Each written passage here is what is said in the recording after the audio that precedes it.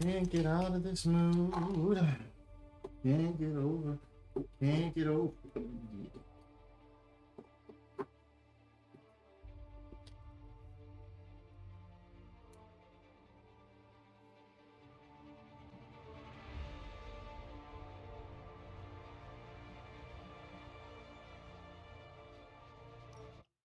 Yes, sir.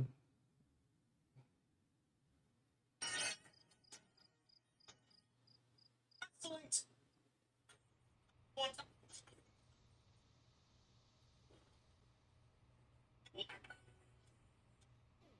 And a whole lot of my pitched it all to be here with you guys tonight. Look at that. Look at that. He wanted to watch Saturday Night Believe.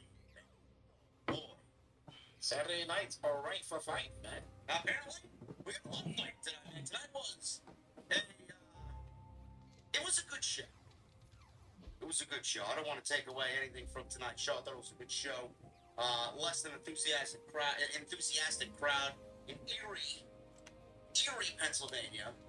AEW drew somewhere in the vicinity of 2,400 fans tonight.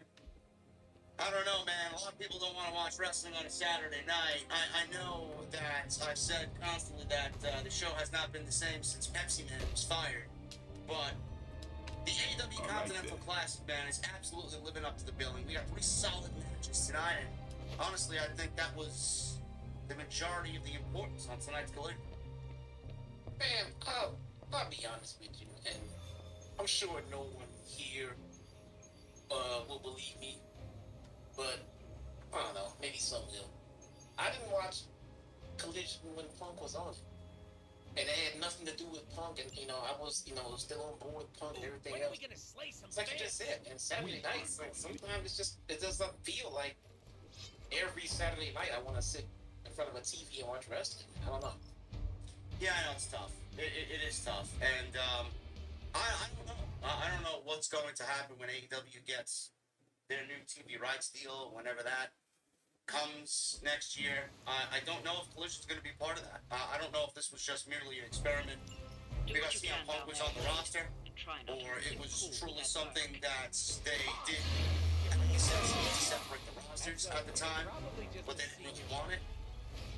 I don't know. Can you see this show? Can you see this show under a new extension with Warner Media? Can you see this show existing into their next round of TV rights? I don't think it's pertinent, to be honest. I'll be honest, man. That Saturday night is a real deal breaker for me. Yeah. I mean, I feel like something would be safe. They'd be better off trying to put this show on another night in the week. Maybe 86 Rampage all together. Put it on Friday nights and just say, fuck it, and just go get them SmackDown, man. I mean, I'm sorry, but there's only so many prime real estate days during the week. Try to be Thursday, but I'm, assuming that'll be murder of a talent going from Wednesday to Thursday. Just throw it on Friday. Well, coming in second, I think even coming in second place for SmackDown, it will do better than by itself with Saturdays. Yeah, I don't know if I want to go head to SmackDown because that's just the whole fucking headache itself. Yeah, you get all the virgins online. SmackDown virgins. We don't get that already. We don't get that. I mean, that's just something. Social media audience is a very small percentage of their audience, but I mean, just to save a fucking headache, don't even bother going head to head with WWE. I know Drew and I talked about this. He believes that Monday night with Raw will move into Tuesday on SmackDown, and when USA Network gets SmackDown, it's going to be Monday Raw, Tuesday SmackDown, and then we don't really know where NXT is going to go. It could go to Wednesdays if SmackDown moves to Tuesdays under the new contract. NXT could go head-to-head with AEW on Wednesdays, or NXT could realistically move to Friday and take the old SmackDown spot. So if you feel like if it's Monday, Tuesday, Friday for WWE, AEW, that's Wednesday already. So maybe they should operate on, and I know you don't really want them to step on Impact's toes, and that would be kind of shitty for Impact, but Thursday, to me, has always been an attractive option for AEW prime time, 8 p.m. live. Wednesday, Dynamite. Thursday, Collision. television. I just think it works, man. Back-to-back shows, nothing on Saturday. You know, I don't know how you guys feel about it, but when I watch it, and maybe I'm the only one, but when I watch wrestling on Saturday, unless it's truly like Saturday night's main event, you got fucking mega matches. It comes off like a PLE or a pay-per-view. I don't think your body really wants to sit there and watch pro wrestling on a Saturday night, even if it's a Saturday night. Oh, you would rather be doing anything. Wouldn't it take time to establish? Yeah, I'm even going a step further and say, I mean, before I say it, maybe, I don't know if there's any television show that I want to get programmed to, you know, be accustomed to sit in front of a TV on a Saturday night to watch. I mean, you know, it's great to watch, like you just said, special events, you know, football games, basketball games, baseball games, you know, but a weekly wrestling show every Saturday night, it just feels more normal to me to have it on one of the days of the week. Yeah. Yeah, I agree. I don't know what that's going to entail with their new contract.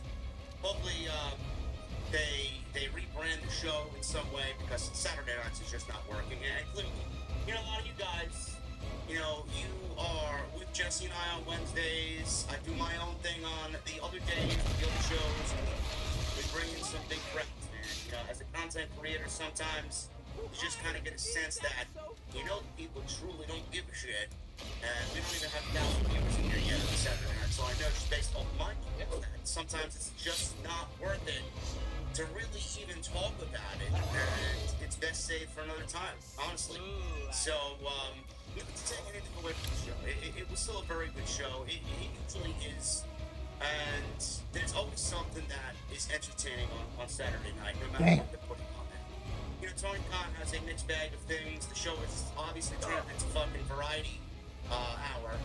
You know, here in AEW, you get a little mix of everything. But the gist of what we got tonight was the Continental Classic. And like always, Jesse, I'll let you start off with what you want to talk about. What was your biggest takeaway from tonight's show? Whether it be the Continental Classic or something else that happened on Saturday Night Collision Time. You know, I don't even really have anything that stuck out except pro wrestling. And if we're gonna talk about pro wrestling that stuck out, then we have to start in with Danielson versus Kingston. Yeah. I like the dynamic of that match, and maybe it's just knowing how much they, you know, that these two guys love and respect each other. I think watching them go out there and just flat out stiffen the whole crap out of each other was just really good TV.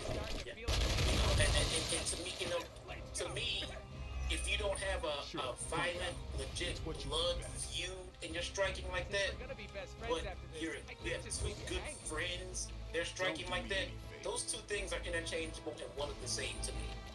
You know, I like the mutual respect of, because it had the feel of, okay, we're going to have a nice little good match, like, oh, we're going to go a little stiffer. Oh, yeah, I'm going to go a little stiffer. And then the looks on Eddie Kingston's face, like, you fucking calm down. What is wrong with you over here, man? I thought we were cool. And then they start stiffing each other back. I enjoyed that dynamic, that story that they told, and everything that they gave us in that main event. So that was definitely thumbs up for me. Yeah, this was their second match in AEW, if I'm not mistaken, correct? This was their second outing. I think they wrestled in 2021, if I'm not mistaken. Yeah, I don't remember it, but it probably sounded about time. Yeah, that was a great match. I remember that match being fucking fantastic. I think it actually happened on a Dynamite back in October 2021. Someone researched that for me if you guys want to chat. I thought tonight was between Kingston and Bryan. Very physical, very stiff, like Jesse said. And it needed to be, because Eddie Kingston's story right now is that he's truly fighting from the underdog position. And he's already lost once. He lost to, I believe it was Brody King already in the tournament. And he needed a win. He desperately needed a win. He wanted to get the leaderboard here with 3 points by beating Bryan. This was Bryan's first match since the orbital bone break. It wasn't a full break from what we understand, but he is out there as Pirate Bryan with a fucking eye patch on, which was slipping off his eyeball and off his head throughout the match. And there were some shots in there that Eddie Kingston got on him on that side of the face that I thought, holy shit, man, can you at least slap him on the other side of the fucking face? If you're really gonna throw him along, like, holy shit.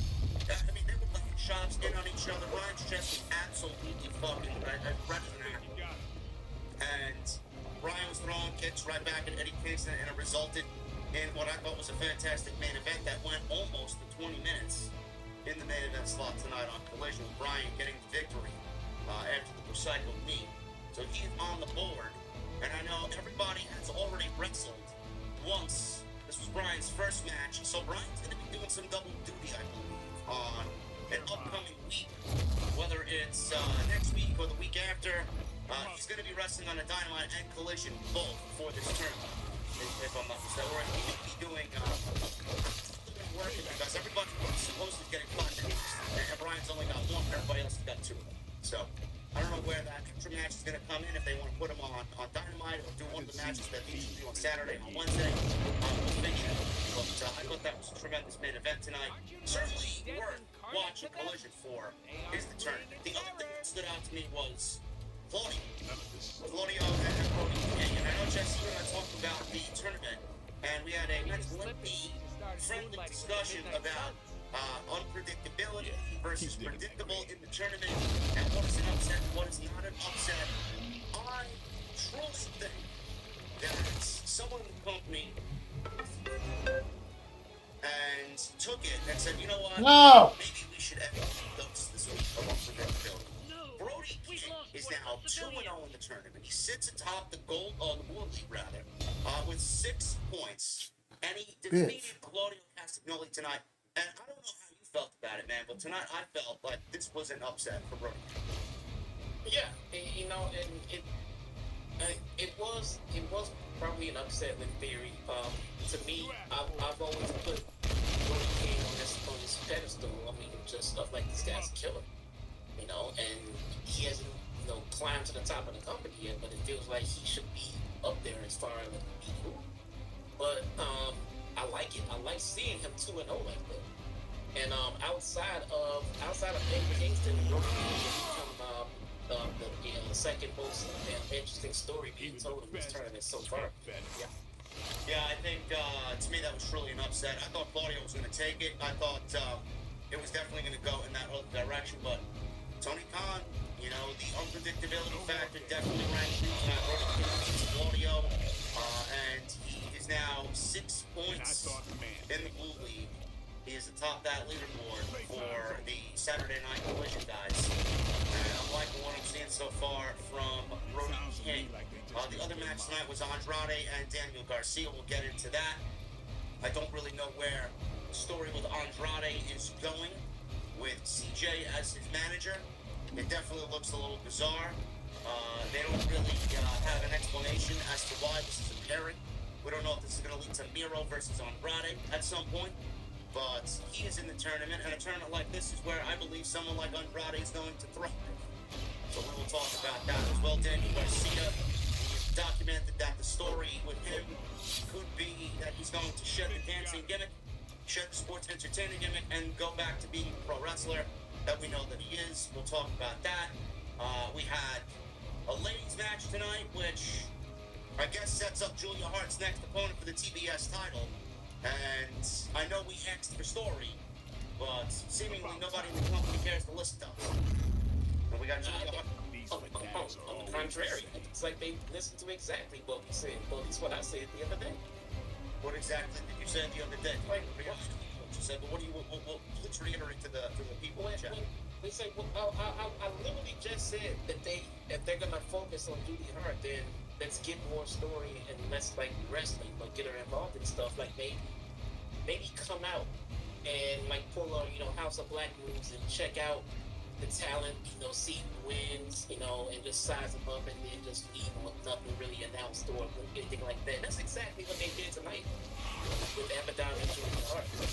I mean, it is literally word for word what I just said. I mean, and I don't expect this to shake the core of like the women's division, but it's a start, and it's how you start, and then it's how you keep going with it with consistency and storytelling, and then by the time you get to a match with her, there's something a little bit more invested than just random House of Black Moves match, she wins and everyone's happy. It's just not anything.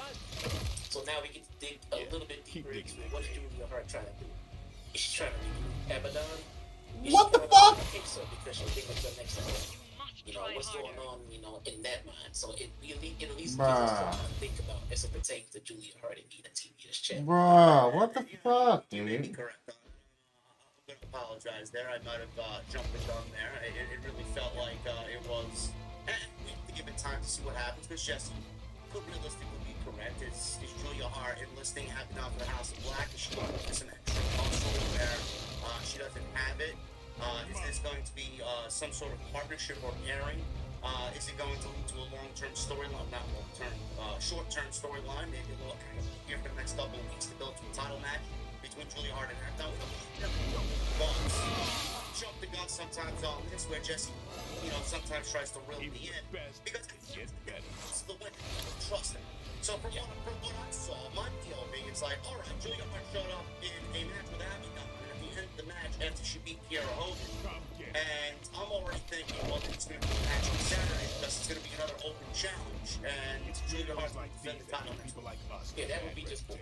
Yeah, I mean, that's where my mindset's at, because that's what they use. Yeah. So it's like, why are they thinking of that? Yeah. You know, maybe Julia is thinking about starting the women's version of things. She's going to form her own stable. You know, maybe she just doesn't trust her or like her. Or maybe we gotta wait and find this shit out, I guess. But it's something. You get Julia Hart out there, you got her doing something. She doesn't have to work, she doesn't have to wrestle, but the other women do. Why? Because they're all trying to earn the opportunity to be in the ring with the champion, other than just open championship. And I got a pretty good take on an idea for Abaddon when we get to that segment.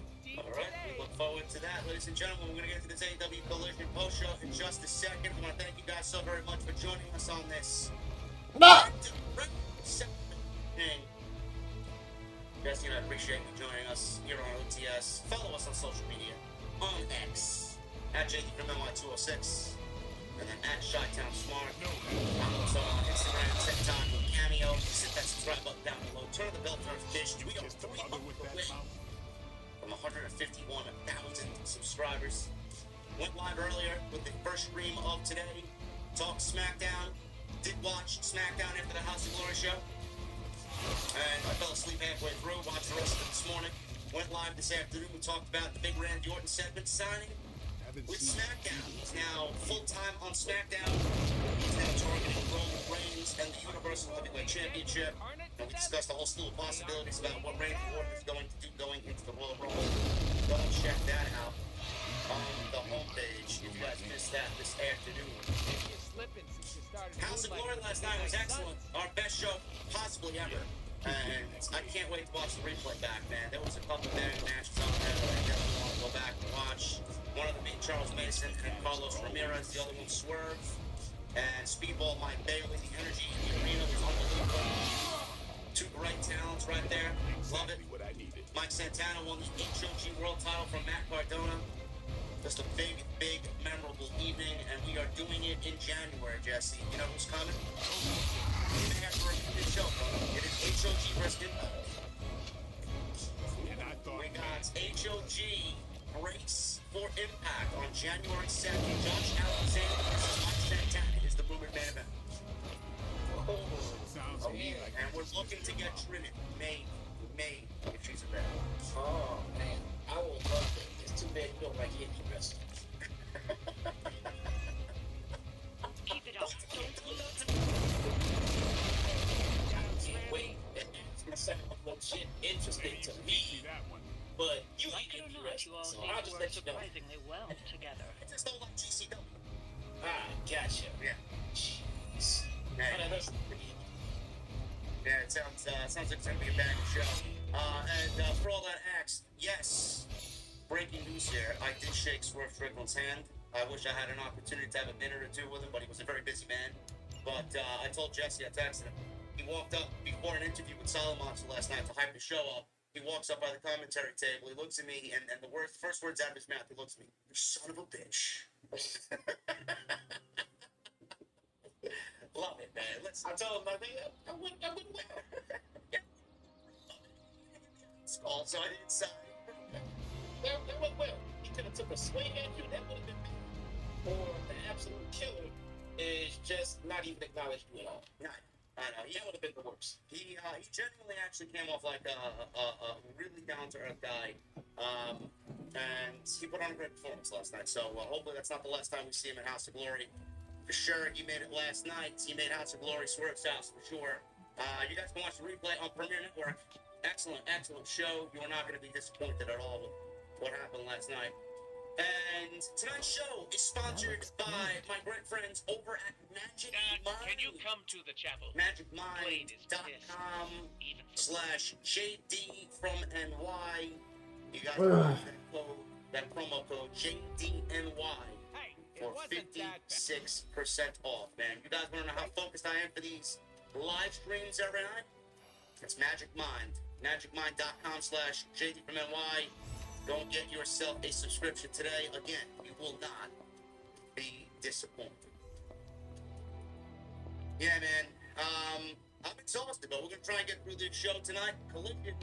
And we started off with the AEW Continental Classic. Claudio Castagnoli versus Brody King. This is a Blue League night. Blue League on Saturday, Gold League on Wednesday is how they separated this thing. So if you want to really kind of crunch the numbers and boil it down, we do have somewhat of a Luke brand split going on here. They got separate matches for separate shows. So I like that. I don't know about you, but This was, I mean, the first, I would say, 4 minutes of this thing is legitimately them fucking trying to knock each other out. you seem We sure got of yourself. We got punched, More we got than usual. clotheslines in this thing. They were trying to take Don't be each mad, other out. but I tried helping And Deadpool's it Strong see who was, his and mysterious Claudio's not a mind big was. guy, but they wrestled like 2 big hosses in there. And I thought this was great.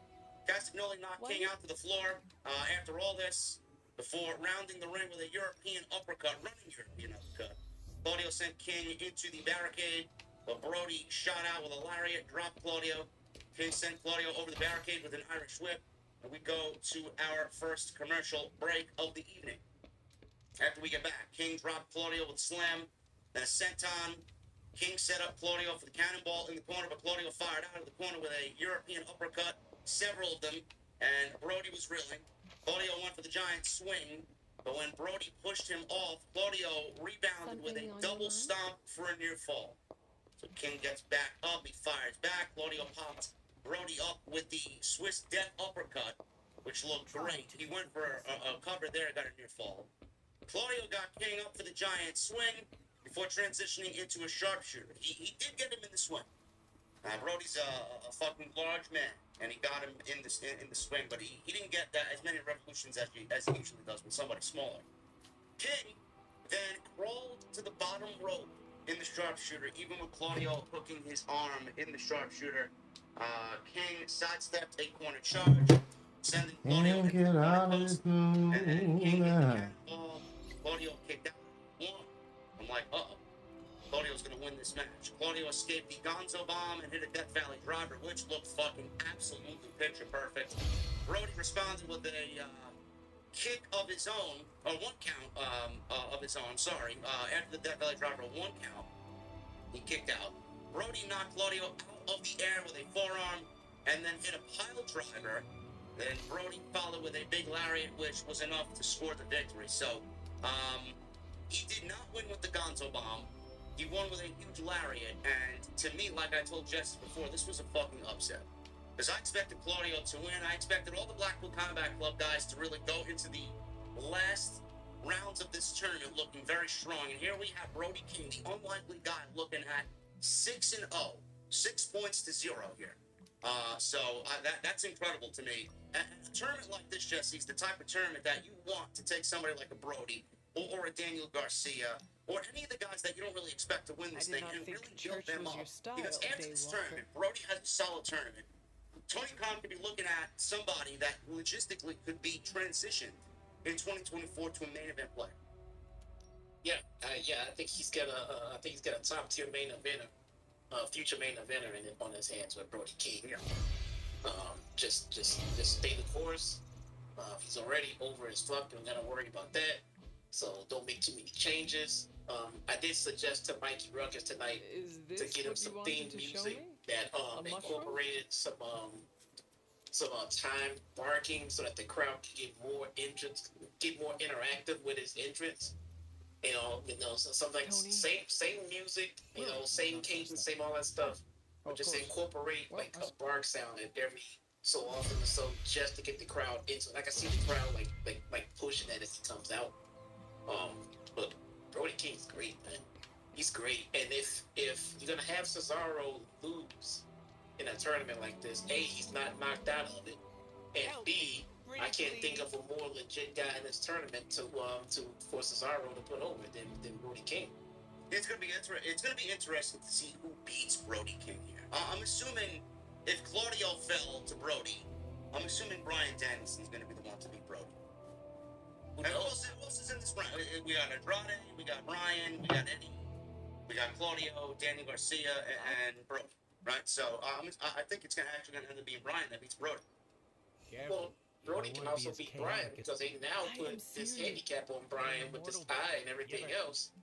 We know he's this top tier world class wrestler, but he's nowhere near 100%. So I'll be honest, I thought this was gonna be Eddie Kingston's upset win tonight, with him eating a win and Bryan coming into this thing, nowhere near 100%. I thought he was gonna somehow pull it off. Yeah, but I liked it. Nothing is too much of this is a foregone conclusion. Yeah, you don't know. Yeah. Yeah, the gold league. What's new, Hunter? On Wednesdays, there's been a little unpredictable. Is where the unpredictability has really been. And like I said about Bryan, Jesse's correct. That could be the story with Bryan here. Losing it would be a believable Just loss imagine if they for actually Bryan were. because of the He eye. might be in trouble. But Daniel Garcia is someone that could be a dark horse here as well to beat Brody. I mean, he could go and lose a couple of matches and then pull off the upset. That would be a huge victory for him to maybe swing the momentum in Daniel Garcia's favor, because nobody's really looking at Daniel Garcia to win this tournament. And if he beats Brody and gets Brody's first loss in the tournament, I would consider that a big deal, even if he's not going to end up winning the tournament. It would be, and and most of the talent we got left in this tournament, man, are very believable. Good girl, Charlie. Pro wrestlers to go over in matches like this. So, it's almost okay to throw some of the cannon out of the window as far as House of Black, member versus these guys were way down here, but no one would ever argue that Daniel Garcia isn't a phenomenal wrestler. No matter where he is on the card, you put him in a one-on-one environment, he's not counted out by any means. He could win against anyone one-on-one in the right situation. Yeah, my prediction still is Bryan versus Swerve in the finals. That's my prediction.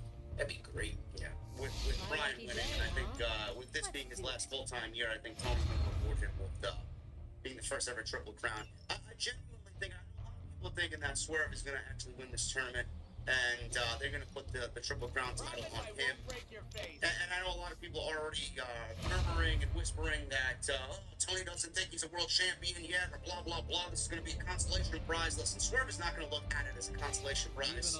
He's only going to look at it as a stepping stone. But I get why people are saying that. And if he doesn't win the match and doesn't win this tournament, I think there's enough rumblings online because Tony listens and watches and sees everything that's going on. I honestly think, and he knows how hot Swerve's been, I genuinely think that in 2024, Swerve is going to get a world championship match that's going to be built up as a big deal. Against who? Against what performer? Who the champion's going to be at the time? When? We don't know. But I think a lot of us feel like 2024, with the momentum riding high and how hot he is, I think he needs to strike while the iron's hot. Good, as they say. Yeah, dude. I mean, for me personally, I don't even think Swerve doesn't need to win this tournament. No. He just needs to look phenomenal, which he already has. He has enough, kayfabe injuries and not injuries, but kayfabe, little bangs and bruises, and probably real life once they go win, to justify a loss after getting so deep into the tournament. He doesn't need it. As far as I'm concerned, Swerve Strickland's ticket is punched for 2024. Yeah. He might as well be a Money in the Bank holder right now. So Swerve's ticket is fucking punched for next year. That is an instant main event of the second you want to book the match. Yeah. Right now.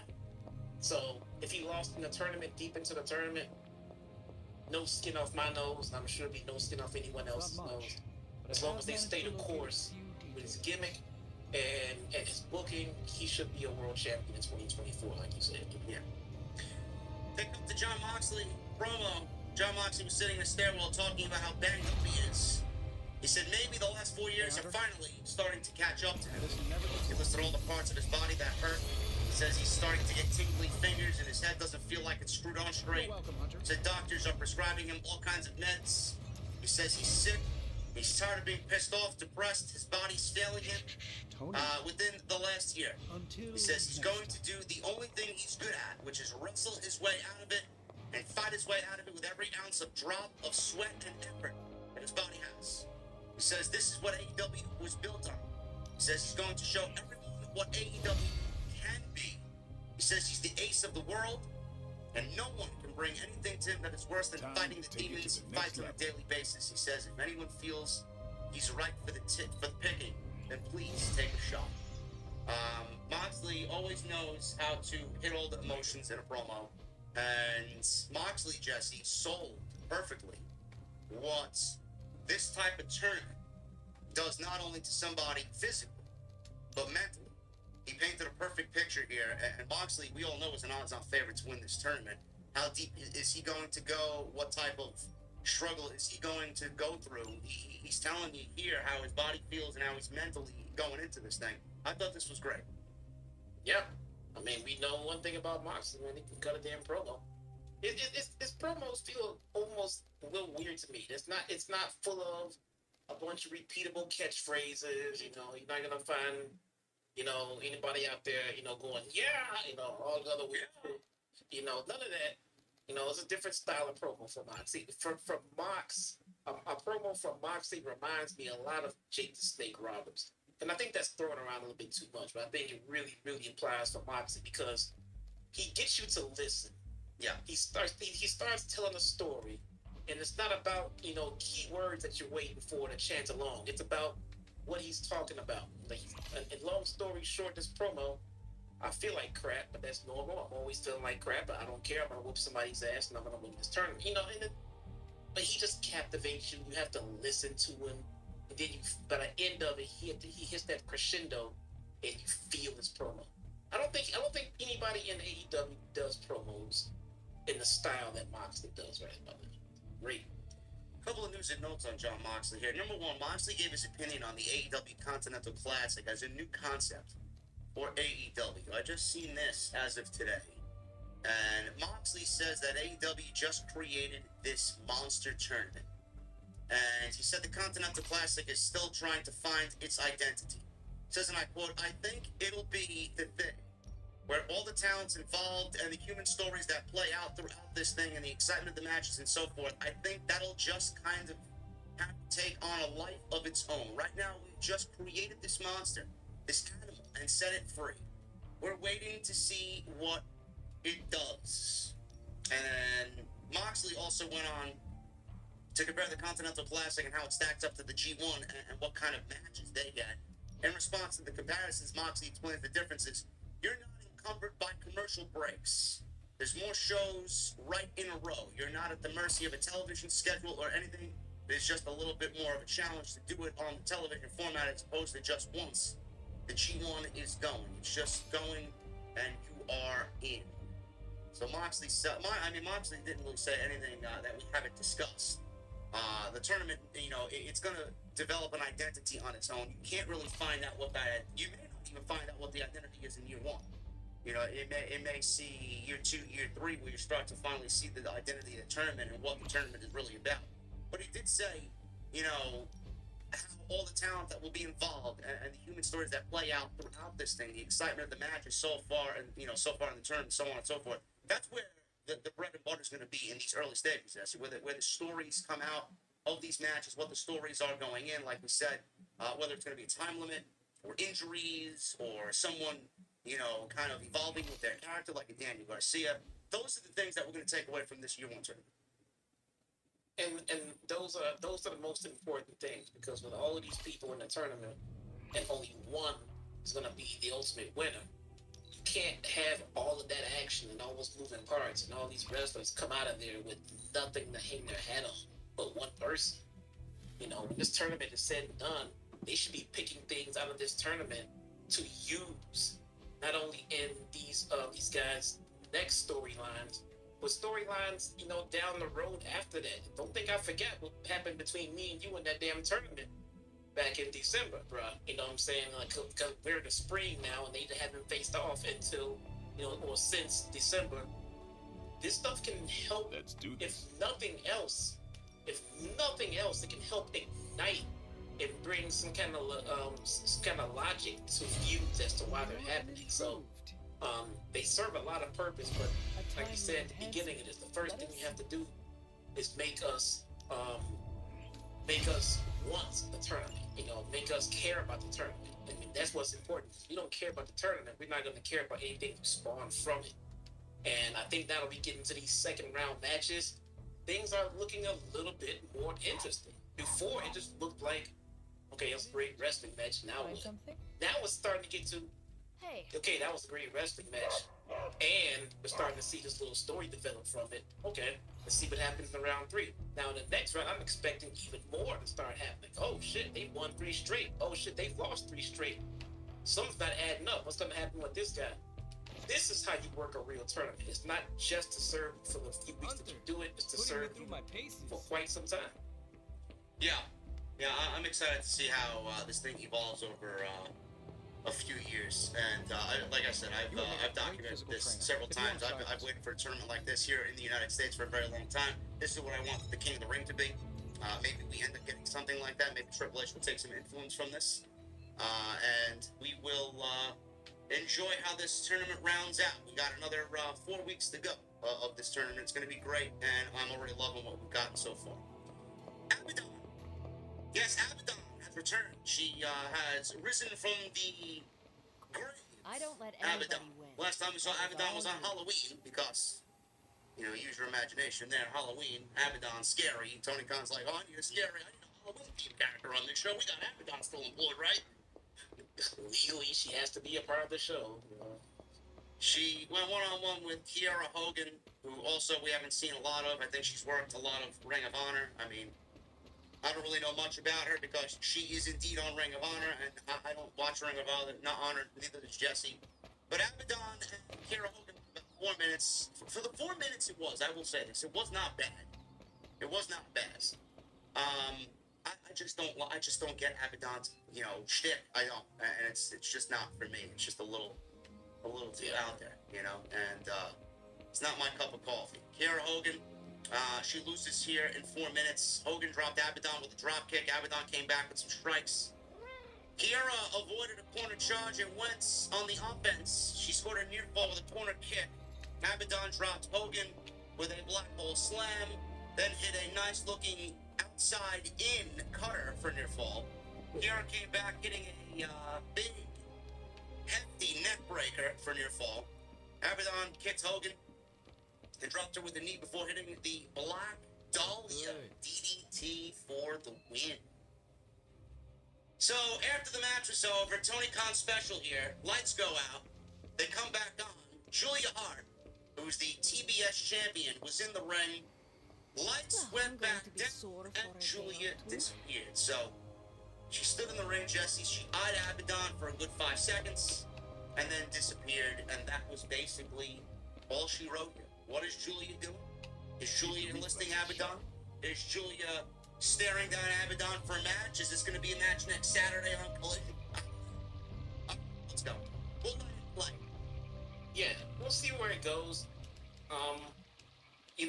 So as I'm watching this, and I'm watching Abaddon work tonight, and I've always kind of had this thought about Abaddon in the back of my head, but I kind of felt like that a little bit more seasoning on the in-ring work would help this idea play out.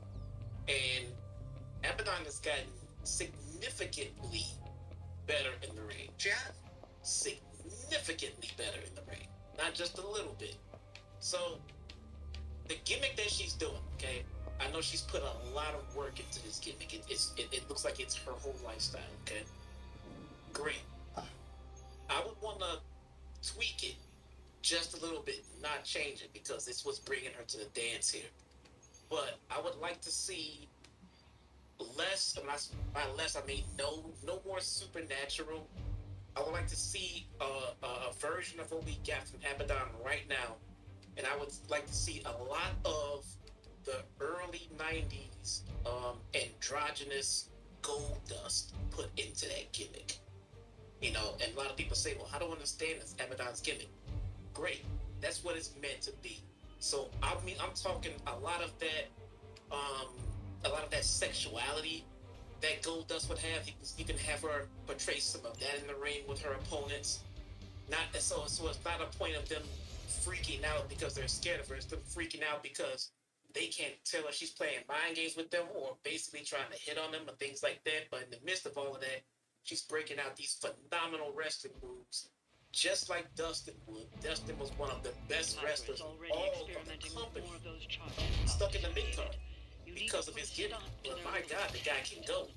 And if Abaddon can outwork most of the women she's in a match with and still pull off this gimmick, this androgynous, I think it'll push the lines and push the barriers of TV.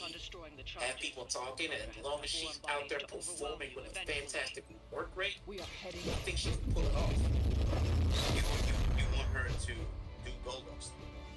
I want her to sprinkle in some Goldust characteristics into her current gimmick, yeah. Not dress like her, but more act like her. But like kind of eerie and like with her vibe and her gimmick. Yes, correct. You're right. No Goldust cosplay, nothing like that. Okay. No, you don't want her doing. Yeah, no. You don't want her doing all that shit. Not that. I'm talking sprinkle in some of the elements on it, some of the Mickey James versus Trish Stratus type sexuality put into the match a little bit here and there. I'm not the straight and list angle that they did, not that. But I don't know what the hell she's trying to. I think it'll be something that's not being done right now in wrestling, and it could work, or it could not. But you know what? It brings something very different to the women's division. I think it might work out. You know, I'm showing Goldust, man. I thought Goldust was fucking great. I don't know if you guys didn't like the gimmick, maybe it was on you, but I thought Goldust was a great character. Was it a world champion caliber, character? No, it was the ceiling was always Intercontinental title. But what she did in the early stage of the character with vignettes and promos and the whole sexuality and like Jesse said, you didn't know what the fuck was going on, man. I remember being ready for both Intercontinental title. Like, what the fuck is going on here? It's like, it's back there at WWF. Vince McMahon, new generation. And I thought it was great, man. It hit. It was never world champion, but what Dustin did with that character, I thought was fucking unbelievable. Yeah, and I know he's already been working with her, with her gimmick work and her character work and stuff like that. But it looks like he's been working with her without trying to influence her. He's trying to bring out the better Abaddon that she wants to project. I think they'll put us into this gimmick and less of the zombie-ish type. I mean, just basically no more zombie, regular person. Doesn't mean you change the look or the get up because again, she's going with the Goldust type mentality without the looks. She already has a look, and she's just not dead. She's just, what do you call that? That lifestyle, just dark, just emo type. Yeah, something like that. Emo like. Yeah.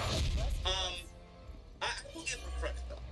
She has significantly moved away from the undead. When we first saw her, remember when she was on television and she had these Undertaker-esque characteristics, like she had the impervious to pain thing, like how do you beat someone like that? You get Gothic, yes, a lot of more meddling goth with more Dustin characteristics, but not Goldust look, but just making her own and blending into the gimmick that she's already made for herself. Gothic, that's the word. I think that would be a nice little shift and change as you portray her more on TV. Yeah, she's moved away from that. Like I said, you know, she had that whole undead thing, and she had that impervious to pain thing. But the other thing was going back to the early 90s. That shit doesn't work nowadays because nobody's gonna afford it. And you know, that's what Bray Wyatt suffered from. And the Fiend, you know, that was one of the weaknesses of the Fiend. Like, yeah, it was impervious to pain. Like when you beat him, that's it. It's over. Yeah, you never reverse that. And I'm glad she kind of brought the ship here. And she did. It's one of the first things that I noticed about her tonight. She did look a little normal in the way she was acting and her character and her behavior. She was letting out some cameos that were like fucking overly cartoonish and cringy. Like that once. You know, she wrestled and she took some moves and she didn't fucking no sell anything. You know, so she's riding that part of her character. If she can blend everything else together, she might be a viable threat in the division. And someone that Tony Khan might want to put on TV. Yeah, I'm thinking something before. I remember sitting there saying before, like, no, this is not going to work on TV. Like, no, this is very, you know, niche. And as I'm watching her tonight, I'm like, I think she can. I think she can. She might be about there. Present her a little bit, just like this. Shift a little bit. I think we got something. Yeah. Yeah, we'll see what happens. I mean, I found it a little out there that Tony wanted to put her on the show tonight for no reason whatsoever. But if it leads to something, we'll see. Bleed. You know, she's popular. She's got a nice little fan base. People want more from her. And the blood dripping out of the mouth and no more of that. no, that's all. Yeah. I like it, man. Yeah. Daniel Garcia. He went one-on-one with Andrade in the Continental Classic Tournament match, but before that, we got a Samoa Joe backstage segment. He said, Marvez interviewed him. He said Joe was furious with MJF for accepting a match, teaming against the Devil's Goons next Wednesday. Mike Bennett and Matt Taven rolled Roddy into the scene, who started yelling, Samoa! Joe! Your face. It's everybody's first name. He yells everybody's first name and then calmly says their last name. That's his gimmick now. Mike Bennett, Matt Taven, Roddy were there. Strong said MJF is luring him into a trap and said MJF is the devil. Strong said Adam Cole said he likes him. He said by proxy because he's also friends with Cole and Joe, best friends. Maybe you can teach me that one. Strong said MJF is probably plotting right now against him. Out of the woods yet. He asked Joe if he's going to listen to him. Joe laughed and walked. He did not listen to Roddy at all. Very effective. You know, Roddy could be the devil. We don't really know. Roddy himself could be the devil. Or at least part of the fucking devil's goons. Yeah. We will see. Got him scared. Yeah, And it could be. I can see that. Danny Garcia versus Andrade El Idolo with CJ Perry. CJ was not allowed at ringside. Nobody's allowed at ringside. Daddy Magic was on commentary here, and if he got it from the commentary table because he was Danny Garcia, I guess that's a total conversation. I don't know. That's ringside, though. I get it, man. He doesn't want that, man. I know. Well, actually, he did pretty well. Well executed. I thought it was pretty entertaining. Yeah, so I was like, who doesn't want him on commentary? Yeah, he was very good on commentary tonight against Daniel Garcia and Andrade El Leave Idolo. some for So, the rest of us. Garcia and Andrade were on the floor. They were fighting their way into the ring. We are picking it up inside the ring. Andrade shoved Garcia off the top rope to the floor. We go to commercial break. They trade strikes. We're back from break with Garcia getting the advantage. Garcia locked Andrade in a tree of woe, punching his knee before hitting a hesitation dropkick. Garcia hit a spinning brainbuster for a near fall, which looked great. Andrade came back with a flying forearm, set up for the Meteor in the corner. But after Garcia got up, Andrade hit two of the three amigos, snap suplexes. Garcia reversed the third into a sleeper, but Andrade climbed onto the ropes and transitioned it into a superplex. And then finished the three amigos for a near fall. Garcia reversed a figure 8 attempt into a dragon tamer. Charlotte somewhere is not very happy that Andrade keeps botching her maneuver. Listen, they trade back and forth. Andrade, does the what does he do? That thing off the top rope where he does that double moonsault. He misses the moonsault master and the standing moonsault. Charlotte can't do that. Well, And Ileana Andrade can't do the figure eight, so they got some lessons to The take care ritual of. to Sure. It's a yin We and shall a make yang. real Yeah. progress. Or maybe just stop stealing each other. How about that? Hey, hey, you know nothing, right? Trinity is still doing the Uso splash. Do not be complacent. Yeah, well, I mean, that's a This family is- tradition. Are you No, god damn it, dude. Son of a... That's a family tradition. limbo? I mean, and who wouldn't want to be hit with Hey, whoa. never mind. You had no This is right a to PG show, bro. Never. Stopping your recklessness. is Garcia transitioned to a pile driver attempt. Andrade reversed it into a hammerlock DDT, and that was enough for the victory. Andrade is on the leaderboard for 3 points here. This was his first match as well in the tournament, and he beats Daniel Garcia tonight in week 2 of the Continental Classic. Excellent match. I mean, you're going to get excellent matches in this thing, and Daniel Garcia, I don't think anybody really picked Daniel Garcia to win this tournament, but again, Daddy Magic was our commentary for a reason. They're playing up the fact that Daniel Garcia wants to be a pro wrestler, and Daddy Magic doesn't want him to be a pro wrestler. He wants sports entertainment. So they're playing up that whole aspect. Makes sense. Makes sense. And again, You know, Danny Magic on commentary only makes a match better, man. Only makes a match better. Daniel Garcia, like I said, he's a believable winner, one-on-one with no shenanigans, pro wrestling match with anyone on that roster. Anyone. Yeah. You know, so if you just lift them out of their current spots in the company and just put them in a match, you know, and no one knows anything about where they are in the card, and just watch these two wrestle, and Daniel Garcia is one of those guys, they wouldn't know, they would think he was a damn world champion. The guy's phenomenal in wrestling. Yes. Oh, I found one of my favorite records, and I thought you might like it, or at least be polite On enough to Wednesday's take it. Dynamite, Willie Mack was backstage, and he challenged Wardlow to a match next week in defense of his friend AR Fox, who he said he's won tag team gold with all over the world in various promotions, and Willie Mack's a big boy, man. Willie Mack's a big boy. Wardlow, you want to do that to somebody? Come do it to me, partner. He's gonna beat the shit out of Willie Mack, man. No, I love Willie Mack, bro. Hey, Me can too. I ask a favor? He's gonna beat the Willie shit Mack out is of fucking great. Willie Mack is Finally. They Coco Beware. I can see that. You know, with the just lovable charisma. I'm lovable. I was gonna say junkyard dog, but I mean we'll go with Coco Beware. Okay. Junkyard Dog too, sure. Yes. Yeah, I mean, pretty much a lot of the same thing. I don't remember how.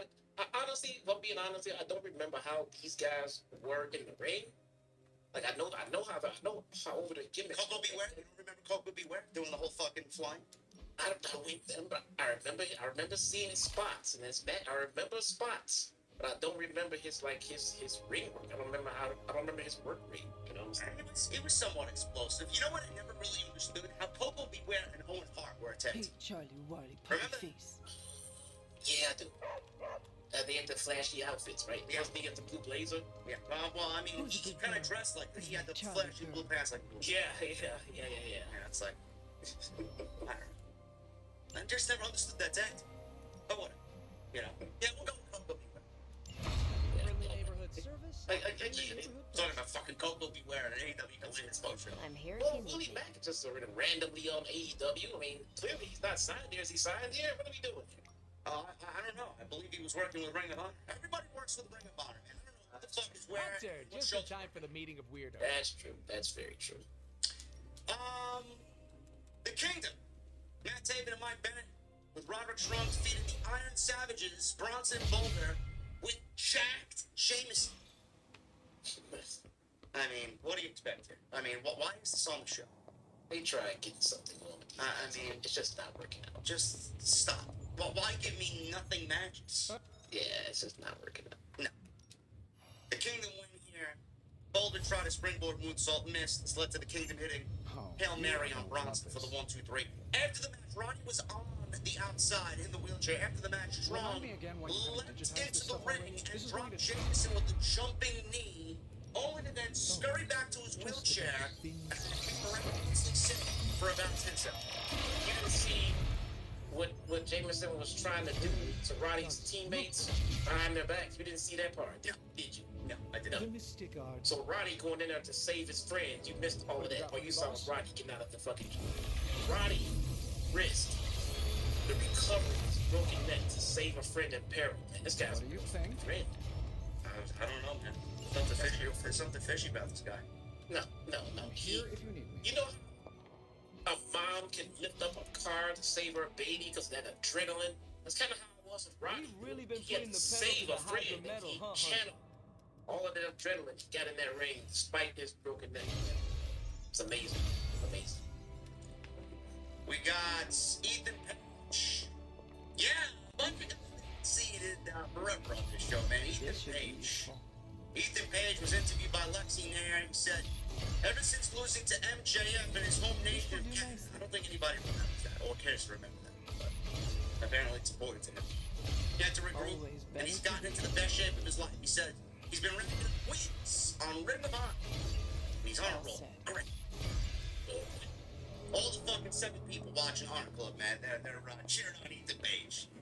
He says they're headed back to Canada, and he wants the crown sitting on the head of Kenny Omega, the Better to best have it and not Canadian pro wrestler. So he challenged Omega to a match next week on AEW Collision, which is now official. It'll be Ethan Page and Kenny Omega on AEW Collision. Why? Because Tony Khan loves being a mark for hometown guys. That's why.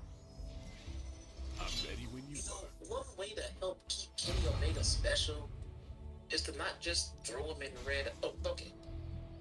My lucky day, huh? Let's do it.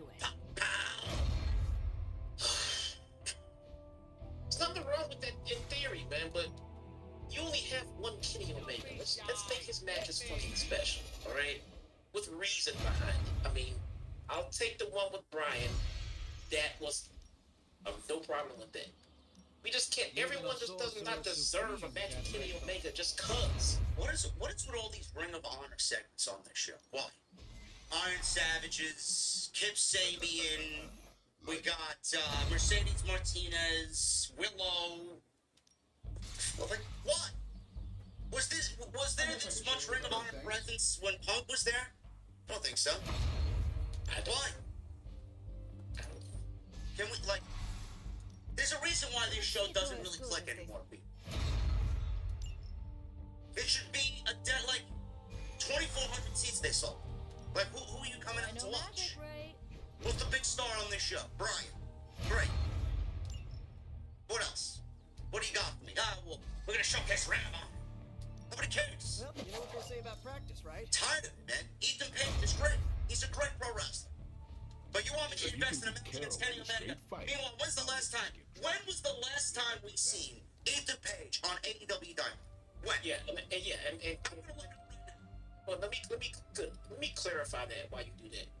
There is nothing wrong with Ethan Page. No. Okay, Ethan Page is fucking great, but he has not been used in anything meaningful on TV in God knows how long. So just up and out of nowhere, I want to match with Kenny Omega, and during the break, we got it.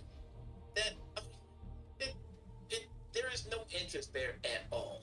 Now, if Ethan Page was on a tear, Ethan Page is doing fucking big shit right now, and okay, you could right now say we're gonna get Kenny Omega versus Swerve one-on-one next week, and the fucking roof would blow off the place. Like, holy crap, that's amazing.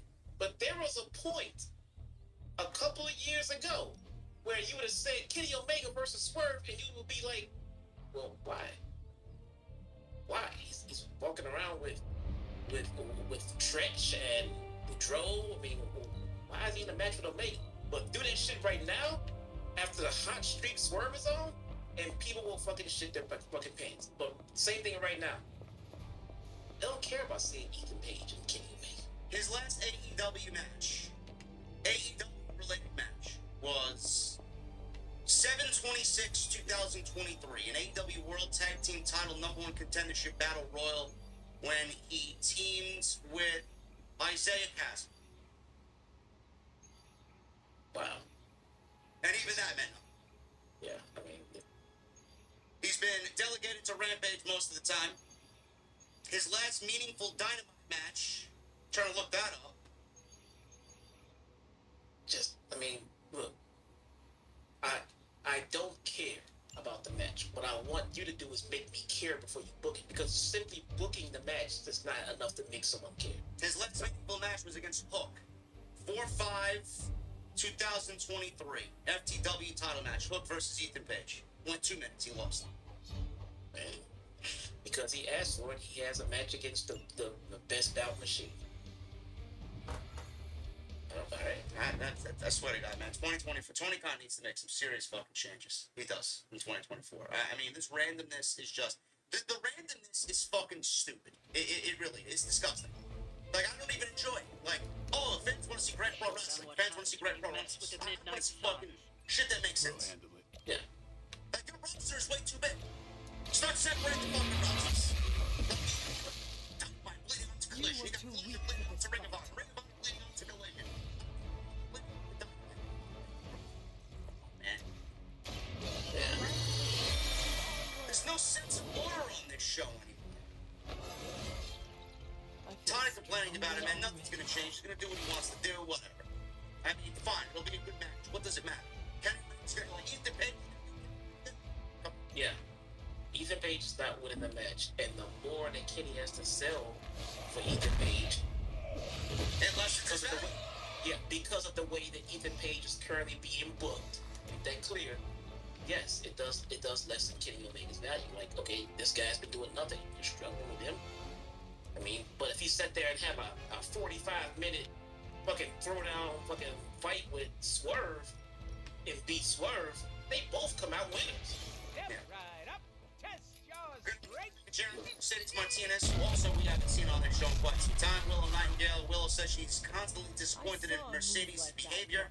Martinez asked, how many times do you have to dance your way into my business? He said she'll be dancing and stomping all over. Great. I don't care. Another Ring of Honor storyline here to Collision? Is that what I'm hearing? And Mercedes is too good for this shit. Get her away from that garbage and get her on Wednesday. Yeah. What's about Black? Against Matt Seidel and Christopher Daniels. Where did this tag team come from? Apparently, according to commentary, they've been tagging for a while. Wait, did Ring of Honor? Let me look it up. I'm just happy Christopher Daniels didn't get removed from the venue, though. Well, I mean, he's back on the show. Yeah, one week after CM Punk made his Monday Night Raw return to WWE, Christopher Daniels. Tell me that's not a fucking coincidence. Kidding me? Yeah, I was thinking that the whole time. Come on, man. That's just petty. If that's your reason, but yeah, that's your reason. Yeah.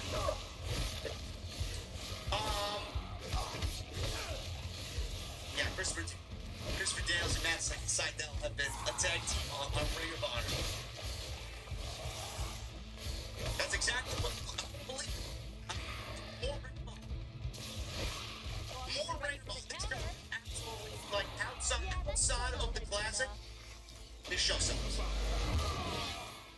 You're lucky to have the AEW Continental Classic happening right now. Otherwise, this show is absolutely fucking bottom of the barrel television. Seriously. Well, it looks like he's focusing all this creative attention on the tournament for Saturdays and for MJF and Cole and Joe on Wednesdays. Yeah. I don't know. Everything else is just kind of going to the list. Something needs to change here, man. House of Black wins, of course. Why would they lose to this scrub tag team? Matthews and Seidel started. Seidel outpaced Matthews, driving him into the corner. Double team on Seidel, scored a near fall for the House of Black. Malachi tagged in against Daniels, took control. Matthews sent Daniels to the floor where Black followed him outside the moonsault. Seidel tagged in while laying in some kicks to Malachi before hitting a left drop for another near fall. Black cut off Seidel on his way to the top rope. Daniels snuck in a blind tag.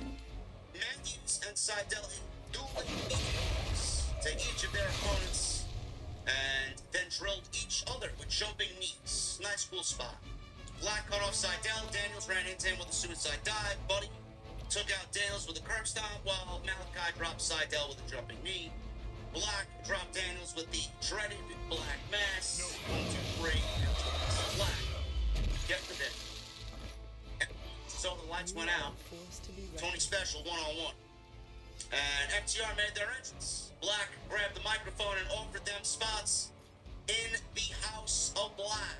They were not there to join the House of Black. Black said, listen, I said a lot of things, but not once has I told a lie. Fans chanted House of Black. He laid down the microphone and wanted FTR to speak. Everybody was wondering if FTR was considering joining. When Dax bent over to pick up the microphone, Buddy beat him in the face.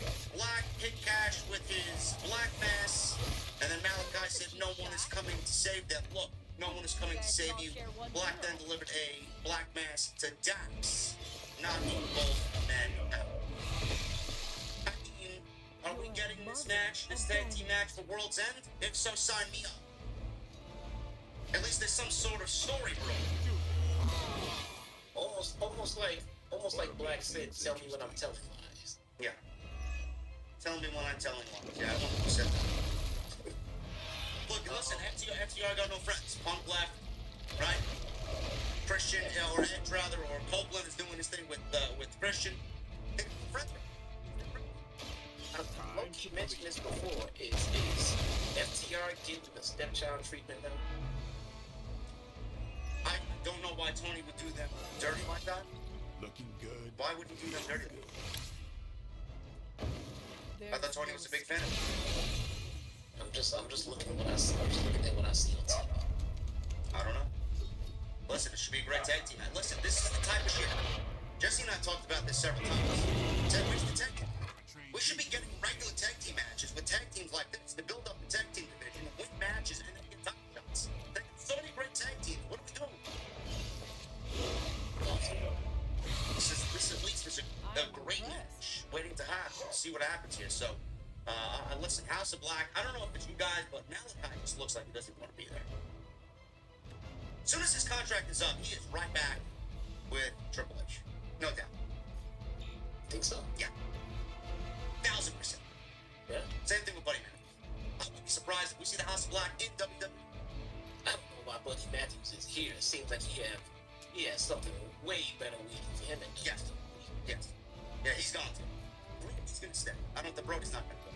But Malachi and Buddy, I can absolutely see being a duo in WWE. For sure. Yeah. Renee Paquette interviewed Timeless Tony Storm. She complained about not getting enough attention on her hair, and then talked about Sky Blue stepping up. She mocked her by trying to be smart. So Sky Blue is getting a title shot against Tony Storm on Wednesday in Montreal on Dynamite. So we heard from Sky Blue.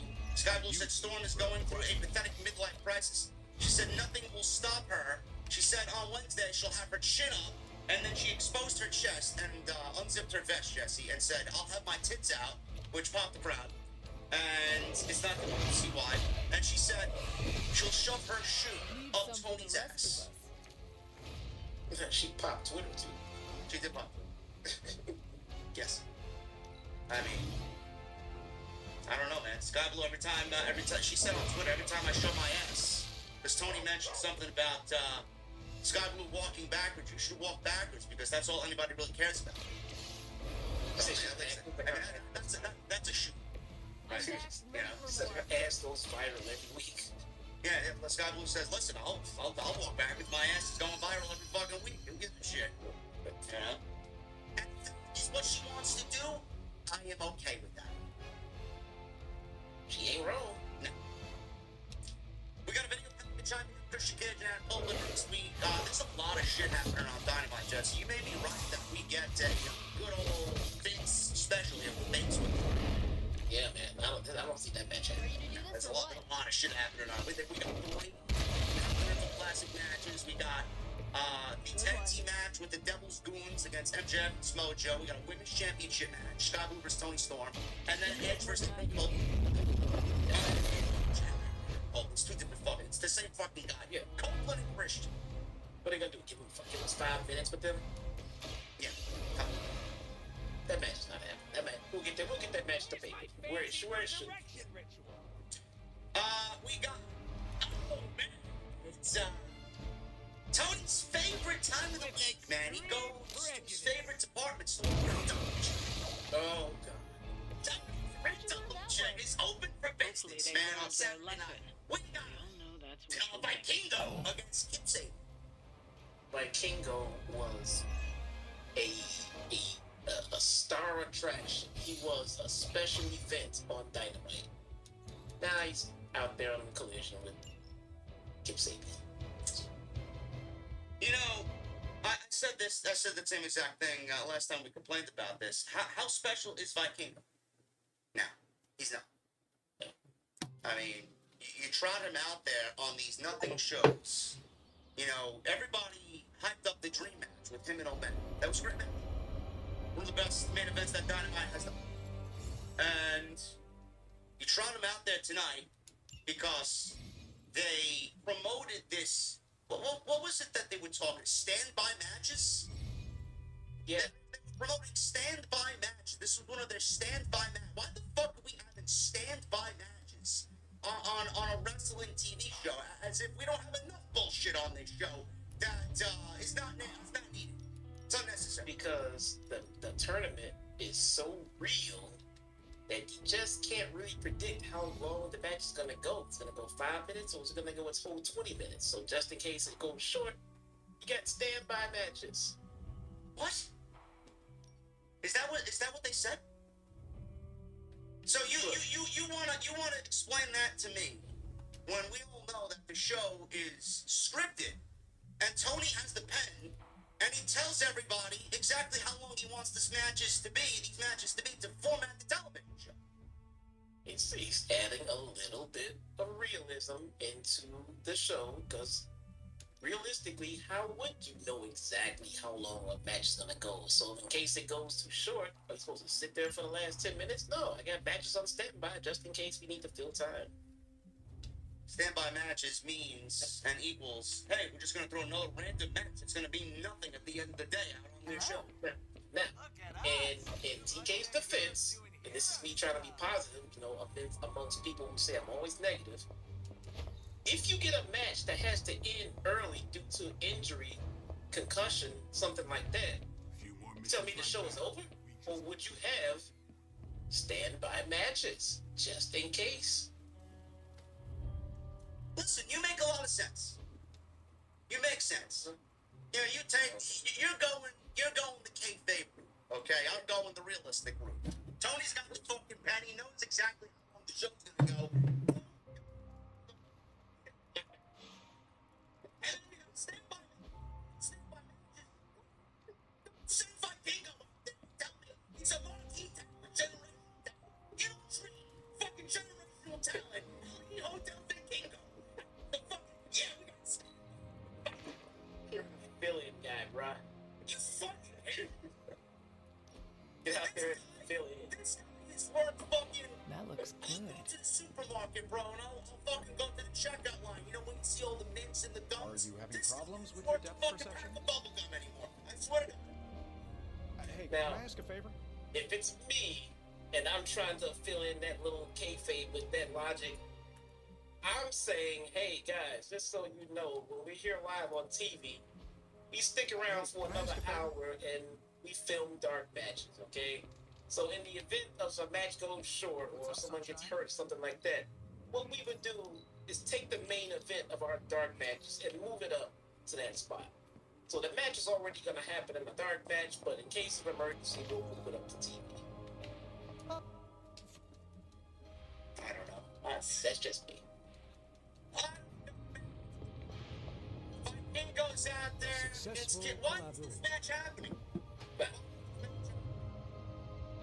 How much is this guy worth? Is that Tony Khan has fucking rented this Welcome guy's to Tony's Scary services Demon Cave. via I'm Tony. rentalauction.com and tournament against legitimately anybody. Kip Sabian, How's that Breezy. for quality workmanship? And we've said this before. Vikingo's matches are fantastic. He's a spectacle. He is something to see. Fucking amazing. But Something to it's the see. same shit every match. He has no story. Generations ago. He has no storyline. There's nothing going on with him that you're supposed to care about, except when the bell rings. And like you just said, we've seen all that stuff now. Find more coil. We've Send seen it it. my way. Vikingo hit a hurricane kick after a commercial break. Vikingo then hit a torture rack into a knee lift. Hit a middle Phoenix splash for a near fall. Sabian took Vikingo out off the top rope with a step-up Hurricanrana. Hit a Michinoku driver. Goes for a cover, gets a 2 count. Vikingo hit a forearm, sent Sabian to the floor. Before following Sabian to the floor with a corkscrew tornado. Vikingo then hit a running Meteora and crushed Sabian with a 630 splash off the top rope for the 1-2-3. Now, why is this match happening? Apparently, I think Kip Sabian has this gimmick where he talks about things that are overrated. And he called Vikingo overrated. I still say we He's wrong. I was gonna say, is he wrong? Yes, he's wrong. He's not overrated. He's fantastic. I'm ready when you are. But we just don't give a shit. Well, especially not when Vikingo is in standby matches. We have standby matches. That means AEW. I wasn't holding back. Oh, I shit. swear. Listen, man, who is he? Is he the AAA Mega World Champion? If I'm AAA, I'm like, Even what the a fuck? sorcerer suit. You're treating our world champion as a standby? Tony Khan's getting a little lenient there with his buddy Elio Di Vikingo, man. Come on. Fuck out of here. Again, you look at somebody like Kip Sabian, man, and the sheer size of this route. Why is this shit on my television? So, Good stuff. so Rid of better the than any fucking damage. excess roster that means absolutely nothing. Nobody's watching this shit for fucking Kip Sabian. I'm sorry. So we're gonna do a talent exchange, and we're gonna send Kenny Omega out to AAA, you know, to do a show on their promotion, and they're gonna announce Kenny Omega as, hey, maybe a throw-in standby Well, you know what match they say if about we have time. We'll see. This whole fucking show is standby. See you. Keith Lee was backstage with Lexi Nair. Lexi Nair asked him, who exactly did he mention last week when he mentioned him? Now, I don't know who he was talking about. A lot of people were under the assumption that he was mentioning Swerve. She asked who this was. In walks Shane Taylor, another Ring of Honor talent. He walked in and said, I am him. He challenged him to a match at Final Battle. Lee said, challenge accepted. It's great. I don't give a shit. Don't give a shit about the history. Don't give a shit about Final Battle. I don't give a shit about Shane Taylor. I'm sorry. Yeah, no. Nobody cares. Collision on Collision, you should be seeing AEW stories, not ROH. Get her off my television. And this may be the last time I cover this fucking. Unless fucking CM Punk quits WWE and returns to AEW, I might not cover the show. Fuck the tournament. No, don't do that, man. I want to be here. Jesus Christ. Keith Lee, another guy. He can't wait for his contract to be up. Well, where's he gonna go? They dropped the ball even worse for him at the other side, man. Why can't people get this guy right? Listen, man, Bearcat doesn't look too bad nowadays, huh?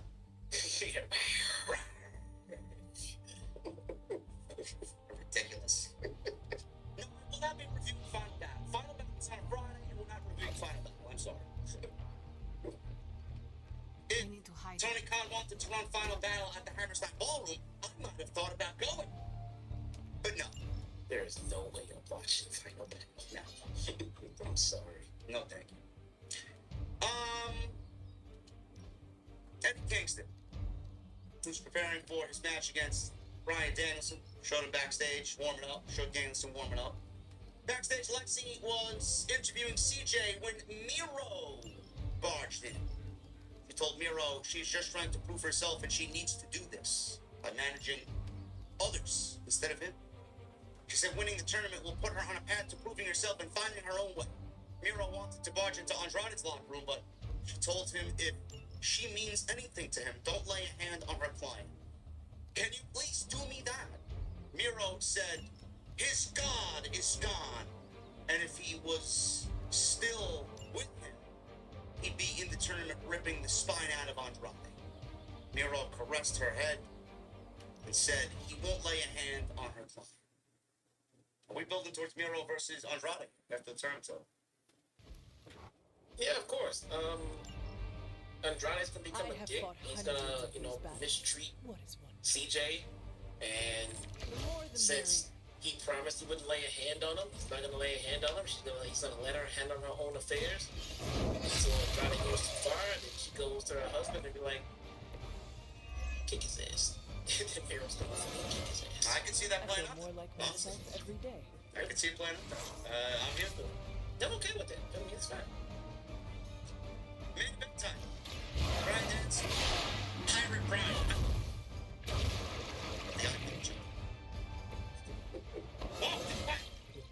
It is all coming back to me. Brian looks like a killer with the eye patch on. That's Any other pirate references anybody wants to throw out there so I could imitate Brian as a pirate, please? now we have to. I like that pirate. I feel stronger already. Was destined to a broom. Yeah, yes. Came out and said something dark and spooky. And then next week came out something saying dark and spooky. And then the next week came out saying How something invigorating. dark and spooky. And then the next week we take the candles. You know, when we get this guy over, Bruce, we'll keep him in the closet. Sniff some of the ammonia, pal. Ridiculous. Anyway, this was a great match. Very dramatic, hard-hitting, stiff. These guys beat the shit out of each other. Some offense, jogging for position early, chopping each other. Traded some leg kicks before Danielson got Kingston in the corner where Kingston knocked him down with a big Just like chop. old times. Both men traded strikes before Kingston caught Danielson in the arm with a kick. And Danielson then took Kingston down with a pickle pick before laying in some chops to Eddie Kingston's chest. They traded submissions where Danielson sent Kingston to the apron with a German suplex. Brian knocked Kingston off the apron with a leg kick, but Danielson was on the receiving end of an Eddie Kingston move and cut him off with a dive, dropped the Saito suplex out. So Eddie's in control. We're going to commercial break. Kingston and Danielson were fighting for position on the top rope. Brian dropped elbows on Kingston's head before putting him down. Then he hit a shotgun drop kick to Brian on the top rope. Both men stood up, traded shot before Brian caught Kingston's arm and locked the label. I feel more like myself Kingston every day. escaped, laid in some knee strikes to escape. Kingston threw some strikes back from his back to keep from getting knocked out. Kingston avoided a running knee, hit another Saito suplex, went for the back fist, and hit it. Got a near fall. Kingston then hit a lance bomb on Brian for a near fall. Kingston laid in the knees to Brian's face. Danielson backdropped his way out of powerbomb Just like attempts. old times. Danielson hit the yes kicks. Kingston came back with some chops. Danielson came back with some more kicks. Kingston hit a half and half suplex. Eddie went for the spinning back fist. Brian ducked it, hit a regal plex How to invigorating. Kingston. Danielson kicked Kingston again in the chest while Kingston was throwing some weak, wild slaps. Danielson hit a side suplex before stomping Kingston in the face, and then Eddie Kingston gave Danielson the middle finger before Danielson hit the psycho knee for the 1, 2, 3, and he gets his first points in the tournament. He goes up 3 points here. As Eddie Kingston still has not won a match in this tournament. Great match. Yeah, fantastic. Now, what are Eddie's chances of coming back to possibly make it to the end? Is he mathematically out yet? I don't know if he mathematically out, but it's the thing. I don't think. I just can't see Tony Khan taking Eddie Kingston, putting him in this tournament, and then having him lose all these consecutive matches to eliminate him, and then just say, you know what, goodbye, you're not champion anymore. I honestly think Eddie Kingston's going to go through a redemption angle. That's his story in the tournament. I think he's going to They lose will not matches. last much and longer. This where it happens, when he wins that first match, I don't think he's going to lose again in the tournament. He's going to round up his losses to a point where he's going to start winning matches, and he's going to win for the duration of the tournament. I think he'll bring himself at least to the semifinals. It is all coming That's why I back was to wondering me. whether he's gonna hit this hot streak and both little comeback and then get cut short at the end. Yeah, I think his next match he wins. Yeah, man, that'd be great. Yeah, I think that's it. He's the biggest story coming out of this tournament so far. Yeah, that's his story. Daniel Garcia's got the pro wrestler versus entertainer thing going on with him. Brian's got Mox's got his issues. It's all banged up. Brody is the guy line, it's a black Just that like old a lot of people did not want to see in this tournament, and he's going to prove everybody wrong. And Andrade, you know, he deserves more TV time because he's a great pro wrestler. Jay White, he's a great pro wrestler. Swerve, you know, there's a lot of great stories in this tournament. A lot of great stories in this tournament, and I'm excited to see what's going on. But Eddie Kingston's definitely a bright spot in this tournament. It's going to be very interesting to see what Tony Khan does with him and his story in this thing. Yeah, Zoom in the chat says, who's clearing Bryan Danielson to wrestle in almost anything?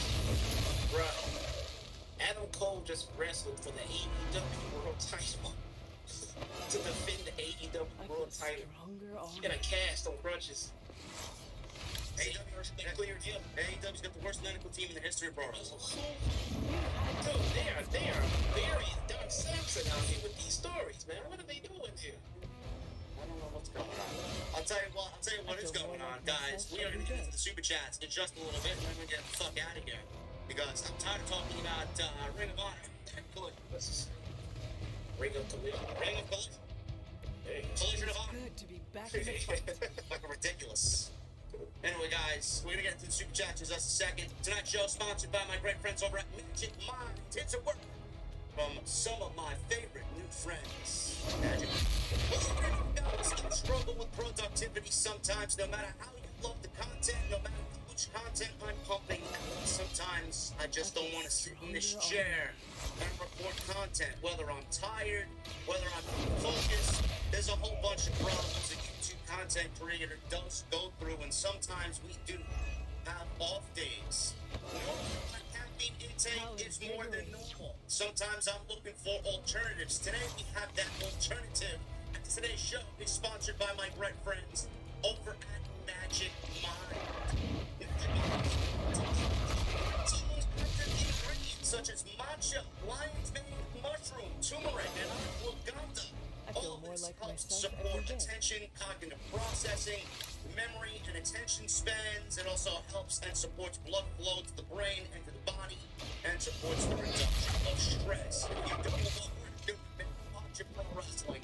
Stress is a factor. Fucking Magic Mind, guys. Obviously, you've seen there, I already got a spot next to my coffee for Magic Mind. I'm loving it. The bottles, the presentation, the packaging is beautiful, right up my alley.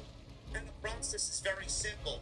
You can drink it straight, chilled, obviously, or like me, I'm shaking this bad boy up, I'm putting it in my tumbler, and I'm adding some sparkling water to it, man. Let me tell you, the taste was beautiful. I tasted notes of vanilla. It wasn't earthy. It wasn't really what you would expect. Look at it. It's green. It's going to taste nasty. It tasted amazing. And mixed with my sparkling water, it is now my new go-to in the morning to get my day started right. So how do you guys get on board with Magic Mind? Very simple, man. You're going to go to magicmind.com. Yeah. JD from NY. You're going to use the promo code JDNY and say... That was a terrible review. Jesus.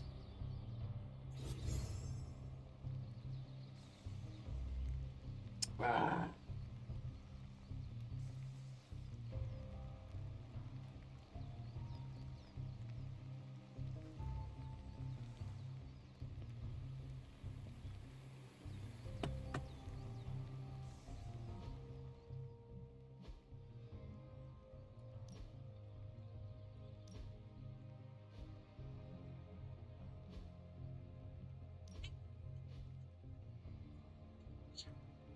Vegas does actually get colder than we do, but it's still usually pleasant, and it's a drier heat. It's a drier heat. Excuse me. It doesn't feel as nippy and as sharp as it can where you guys are at. So that's probably the difference. But yeah, so to us, as soon as it drops below 60, you're like, what's happening? It's disgusting. We're like, get our moo-moo boots, our fur leggings, like, don't talk to us, because it's way too cold as soon as it drops below 60. And people from the East Coast are like, you're insane. This is amazing. Right. This is amazing. My bikini on. I'm like, are you insane? Like, it's freezing. You have 8 jackets on at 59 degrees. Like, don't talk to me. You don't want to come to the East Coast when it's, like, cold. I've been there. I went to New York at the beginning of December in 2019. No, Okay. Okay. it was before COVID, so 2019 I believe it was, and 2018. The high was 32 degrees. Now, but I looked before we go because You have to, yeah. Just make sure you dress appropriate, yeah. Mm-hmm. we do not have any kind of gear and or tools and or things to wear in Arizona for that kind of weather. Like I didn't own anything that was gonna help me in New York. Like winter clothes here are our summer clothes, and then we just add a jacket and some boots. Like that's pretty much our winter wardrobe. Whatever we wore in the summer, add a jacket and boots. Or like that. Like that's our extent of winter clothing. We might have one heavy jacket get out of Galaxy Garage at some point during the winter. But that's very cold. But right. I'm about to say that's kind of like peace. I had to buy these. So I went on these blogs talking about like what to wear in New York during December, and so I bought like these fleece lined leggings. Yeah. They were like, you wear these, you put these under your jeans. I'm like, hold up. I had to wear 2 pairs of pants. Yeah. I had like 3 shirts on. I had a long sleeve shirt, a turtleneck, and then like a cardigan, and then they had the jacket and the scarf. Now our scarves are really thin here, like the ones that we buy. They're just for show, to be honest. I don't think they do much. But the way you wrap them apparently on the East Coast is different as well. Like for us, we just put it on the neck and just keep moving. Can we have like, the wrap? You got to tuck it into the jacket. You got what? And you like cover your face, because I remember walking in New York, and when you go between those buildings and these big wind gusts come at you, and they are freezing. And I remember my face in particular being so cold. And so this lady, God bless her heart, who's from New York, walked up to me, and of course it's New York, right? It's my first time ever being in New York. I'm like, someone's about to rob me or something. I don't know. I can't move. I'm like a marshmallow woman. I have all the players. I'm like, and she's like, she's like, let me help you out with the scarf. And I was like, okay. And then she showed me how to wrap it. And then she's like, you want to cover your mouth here to keep your face warm when it's this cold. And I was like, okay. Like, but I didn't know. I'm like, she's trying to suffocate me. Like, I didn't know. And she's like, no, just, she's like, this way you can pull it up and down as you need it. But she's like, that way it keeps your face warm when you're walking around. And I'm like, okay. And I had the beanie on, the cute way where it's like half of my head. And it's like, pull this down above over your ears, because my ears are really cold too. She's like, pull this over your ears. If you don't have air, you gotta have put that all the way down. I'm like, this is a lot. Like, you guys go through a lot just to go to a store. I couldn't imagine. I would just never go. It's horrible. Like, I go to the store here, I just throw on like my little flip-flops and leave and go to the store. Like, you have to wrap yourself and clear out snow out of the driveway. Like, I would literally never go anywhere. Anyway. It's a lot. It's a lot that we anyway, I'm glad you enjoyed warm weather. Yeah.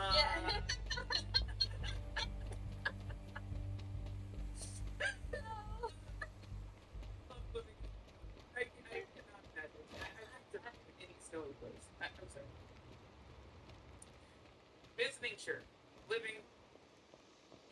We have a first timer. Good morning. Hi. Hello. Hi, Margie. First time viewer here. Love Stephanie on Twitter. Oh, thank you, Margie. Hi, Margie. Good morning. Sorry, we're supposed to be talking about women's wrestling, but I know. Sorry. The horridness that is the East Coast and their snowy cold weather. You That's are key. a As little we shapeshifter, are September, you not? this has been the longest stretch of actual effort Tony Khan has put into the booking of the AEW Women's Division. Not saying much, but it's something. Thank you, SP, for getting us back on track. To the women's wrestling. So, what I was saying, rants at this time.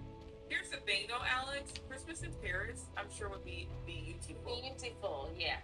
Yeah. However, to your point, again, I'm fine if I'm visiting. I just don't want to live there. I can visit a place with snow and enjoy it for what it is, as long as my butts get back on a plane and back to my warm home in Arizona. That's all I'm saying.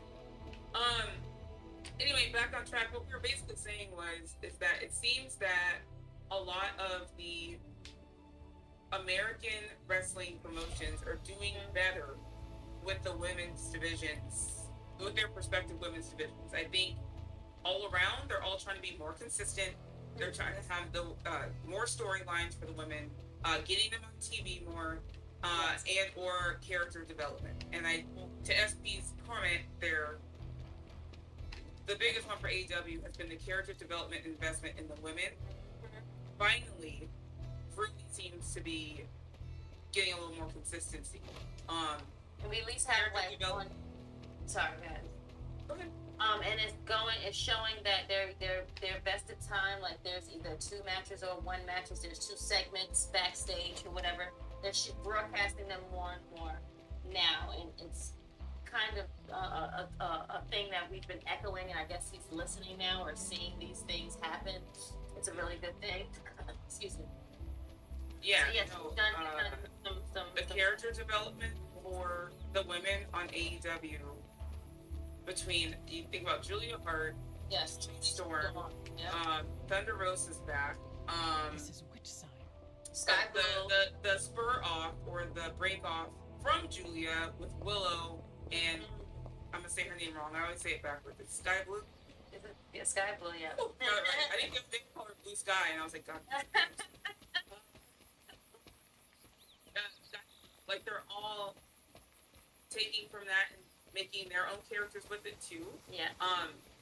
That promo video with Sky Blue was really cool. Like it's kind of creepy, but it was like really cool as well. Is that kind of creepy? Kind of creepy, but I love that. Like you're giving her something different, right? Than the backwards hat, cool, sexy chick, right? Like I love that they're giving them something to work with. Lana's working well with El Idolo. I just think for the first time with AEW, I'm seeing some character development investment in the women, and I love that for them. Yes. They still need more TV time, but one step at a time, I am happy. Little baby steps, like it's baby steps. Let's develop characters, right? Develop storylines, and then we hopefully get more TV time. So we'll get there. Again, baby steps. I'm glad we're going there with them. WWE side, I think they've done an amazing job getting every woman on that show in some aspect. They have tag matches going on. They have storylines going on. They have character development going on. And for the first time, it seems consistent. Every week, we've had a good amount of women's segments and or things going on. Now, the matches could be longer. However, it is, again, baby steps. It's more consistent, and that was what I was asking for more than anything else, is consistency. So, obviously, Impact always kills it. Always kills it with the women. And yeah, and Ring of Honor, obviously, I think most people have been saying one of the best women's storylines going this year with Athena and Billy Stark. So, I just think it makes me proud as a fan to finally see that these women are getting all the shine. Finally. Let's see. Margie says, "Oh, I can't click on the things." Oh, sorry. Margie says the Doja Cat collab was what I want to see more of. That was awesome. I don't know if you guys saw the AEW Doja Cat collab where they had the women in this video going to paint the town red from Doja Cat. But it was so well done. It was so well filmed. They look like badasses. I absolutely love that. Yes. I think they played it at like a basketball game or something too. I understand, like an NBA game. That's cool. Again, very, very cool. So I saw the video. I didn't know they played it at a game though. That's actually pretty dope. They did. Someone filmed it. What you doing, Charlie? They happened to be at the game and they played this thing. And they filmed it from their cell phone. And I was like, oh, that's so cool. Like that they put it on there. So I think that's an amazing thing. Let's jump into our news. Now that we've talked about the sucky weather in the East Coast, let's talk about it. So first of all, a big congratulations needs to go out to 2 women who just had their babies this week. Alexa Bliss and her husband Ryan had their baby Hendrix, I think it is. Hendrix? Yes. Which is actually a very cute name. And apparently the baby was actually born on Jimi Hendrix's birthday. So Alexa was saying how cool that was. It wasn't planned that way. You know, you go into labor when you go into labor. But So happened the baby was born on Jimi Hendrix's birthday, who the baby is named after. So I think that's actually really cool that it worked out that way. So congratulations to them.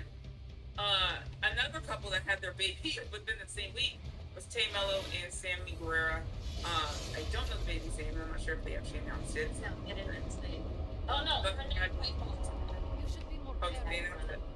Yeah. Tell you 2 seconds. Finally, some action. I thought my dry spell was never gonna end.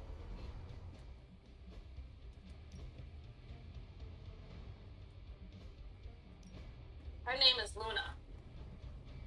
Luna. Thank you. Thank you, Queen Monet. Thank you, Marty. SP's like on their social media. SP, I don't be following people's social media like that. Kristen, Luna, it's her name. That's a beautiful name. I think it means night, doesn't it? Or moon? Isn't that moon in Spanish? Anyway, no, Luna, I think it is moon in Spanish. Anyway, beautiful name. Congratulations to both couples. That's amazing. Always a blessing when Yes. you see babies. Marty confirmed it means moon. Thanks, Marty. Can I tell you that this next generation of kid wrestlers that are going to be coming up, if they all choose to wrestle, we have a whole roster already in the last 3 years with just kids of current wrestlers right now. Roman alone has a whole like basketball team that they all want to wrestle. So, I mean, he has what, 2 sets of twins? He has like 6 total, I think, or something like that. You have Becky and Seth. You have Cody and Brandy's. You have Alexis. You have Carmella's. Like you have what's the name of the baby? What's the girl? Dana. Yeah, the Iconics. Both of them. Like again, you have a whole roster already. All these kids decide they want to come up and wrestle. You have Shane McMahon's kid now saying that he thinks he can be WWE champion and all these things. So like the Shane McMahon's kid coming in. Obviously Hunter and Stephanie have their kids. I don't know if any of them want to wrestle, but you never know. So anyway, congratulations to them on all the babies and other news. Mercedes Monet. No, and other news. Let's talk about CM Punk. I'm since the women's wrestling show. But in case you guys haven't heard, CM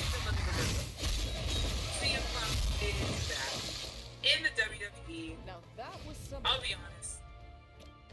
I mean, I think you guys have seen on my timeline. If anything, I'm not a fan of his per se, but I was absolutely shocked. Because I never thought in a million years this man would ever step back in to WWE, no matter what. Like I just didn't think it would happen. I also didn't think Cody would be here. So, but they're both here. They're both back, which is crazy. More so, why I'm bringing this up. Number one, I just have to ask Miss Chrissy, what was your reaction to seeing I was very shocked and surprised. I was like, cause havoc over here now. It is all coming back to me. I know, but there's more. So, this is what it does. Oh, Phil is gonna just, I'm gonna watch that before it opens. So, Here's my take on it. I don't want the drama either. Drama seems to follow him, but it seemed Mark Henry had a really great take on this on Busted Open, and he's like, when you're at home and you're with the people you love, and you feel the people you love betrayed you, hurt you, or whatever, kids run away, right? They run away from home. They're mad. They talk shit. They do all these things. And they have this grudge. And this man left the thing that he loved, which was wrestling, for years because of WWE. Mad at WWE. Will come back every now and then, take a shot at WWE. The main person he was mad at is now gone. Right? Vince McMahon. And he went somewhere else. He made a return somewhere else. Maybe realizing it's not quite what he wanted for himself, caused habit. Again, it wasn't always his fault, but drama does follow this man. Caused. Enough to deal with I know already. it is. I said not all of it is his fault. not all. You know, some of it is definitely his fault. Okay, like he's He's not innocent. he was just being a shit. He has a lot of people now. Oh no, he's at fault. Don't get me wrong. There were other things that happened that weren't his fault, but a lot of this was also his fault. But I think when you realize the grass isn't that greener, I think he needs structure, and I feel like WWE can give him that.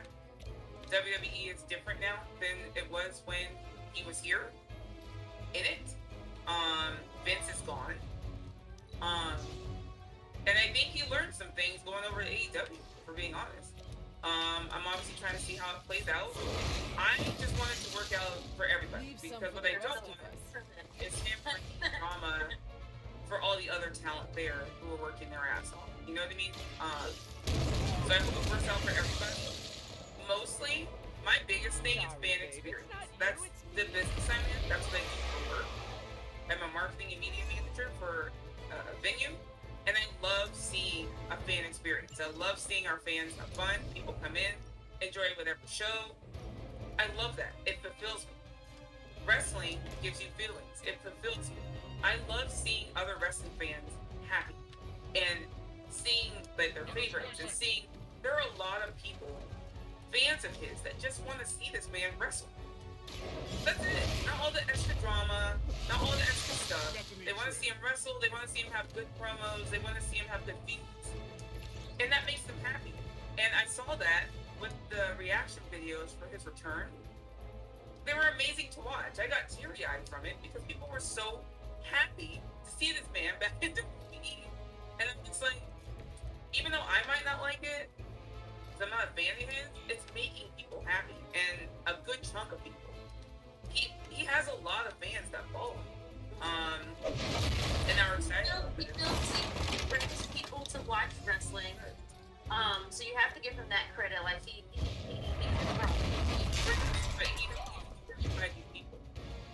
needs to right by these people. Leave the drama at the door, and more than anything, I just want it to work out for everybody. I want it to work out for him. I want it to work out for WWE, and I want it to work out for his fans. That's what's important, you know. So, that's what I'm hoping for. I cussed a lot when his music hit. I was literally leaving my room, and then I heard the static. Well, because the coffee room thing came up in the corner, and so that usually means the broadcast is done. I was like, okay. This place would make a Let me great go refill haunted my beverage for the press conference, because I was gonna watch my friend at the press conference. And I was getting up to get a refresher, if you will, like whatever. I'm walking, and all of a sudden I hear like that static. What? And back, I looked at the TV, and it's so simple, and I was like, no fucking. That's what I did. That was No way. And That's like, always Ray the same. Smaller's about to come out here. T-shirt. Like, I thought for sure they were gonna just get everybody. You know, so like Grayson Waller just teasing everybody to the ass. And I was like, I thought for sure that was gonna happen. And then the camera pans in, and you see him, and I was like, what?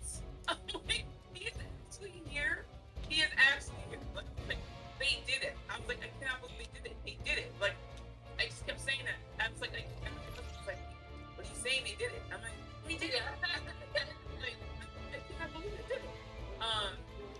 But anyway, so he's back. I say all of this to say, were you That's not supposed to hurt. did Seth Rollins make you feel a way? Like were you full what of is the line going down my face? You know you just got the sunshine on your side of the world.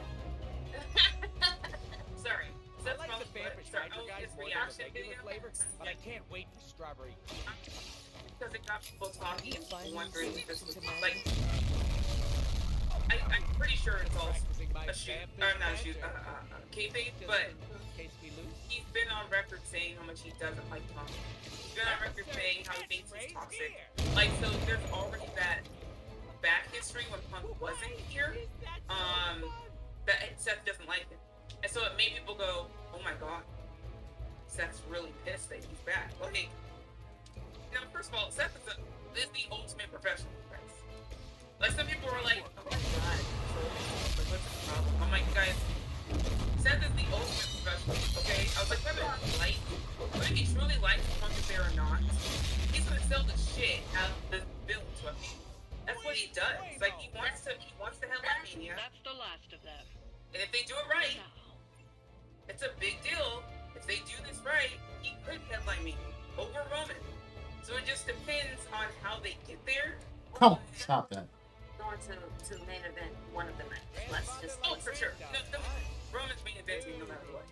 Yeah. It is very possible though because it's Punk and Seth Rollins and the history. And again, if you build it correctly, it can be the biggest story going into Mania. So it's Seth going to try everything he can to make this the biggest story going into Mania. Absolutely. The only other bigger story is Cody finishing the story. And are we doing it? Is he gonna I don't know. It's up to the Rumble all early, like this is like a whole month out. Maybe more, like almost 2 months out. He's already cleaned the Royal Rumble. I'm like, okay, so Rumble? Alright, sure, great. Yeah, we have 8 weeks to build to Royal Rumble. Right. We have some time, guys. We have some time to get there. And frankly, I want to see some of the women main event Mania instead. Because, we'll go back to my main point of all this in the first place. But I want to see, they have another opportunity here with Bayley. And the storyline with Damage Control and the turn to lead to a big babyface moment of Bayley winning the Rumble, picking Io, and having a marquee match at Mania. For the women's title. That would be great, but that's not gonna main event. I promise you. It probably won't main event, but it'll be a marquee match. It'd be a great marquee match. It'd be a great story. It would be everything that it's supposed to be. But unfortunately, these men are a bigger sell for them, and they're going to make sure that regardless, not like SP just said, too, wherever Roman is, he's going to be the biggest story, regardless. SP, yeah. But it's CM Punk, SP. CM Punk, and that could easily, to me, kind of trump. I promise you. It can overshadow easily what Roman's doing. That's what I'm trying to say. Because have you seen my glutes? But like, he's falling off a bit. Roman's falling off a bit. Like, let's just be honest. But their top face, their top brand, their person that's the face of a company will 100% be it regardless of CM Punk there or not. Now that's why we have 2 nights. So the second night for sure probably will be Roman. The first night will definitely be Roman. The first nights are usually the best nights anyway. So it's like the best night of the 2. I just want to put it up. Sorry. Oh yeah. We've spurred off into mid. What's trying to get it with the CM is that CM Punk is back after, 10 years away from WWE 11? So let's talk about Mercedes Moné. Yes, so let's think about it. I think it's something that's going around. Let's talk about Punk first. Because he can come back. Vampires are not the only ones who should fear. With Mercedes coming back. But she would come back. She just needs to do her thing. Don't put her back. I think, unfortunately, she got injured. And I think she still has a lot to do outside of WWE. Personally. Just because I think there were certain goals that she had outside of WWE. I do think she will come back. Now there's been a lot of teasing going on from Mercedes and Bayley.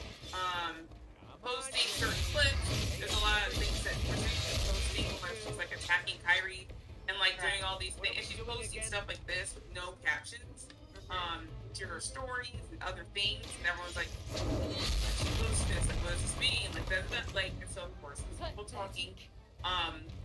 She did post a teaser video of her training. Which got a lot of views.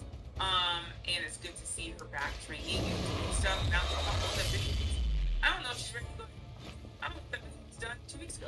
I haven't looked, but She is back training. She's back in the ring. So she is coming. So now the biggest conversation is, where is she going? Because apparently her contract dates are up with New Japan and Stardom. So she no longer is having the match with Julie. So I think correct.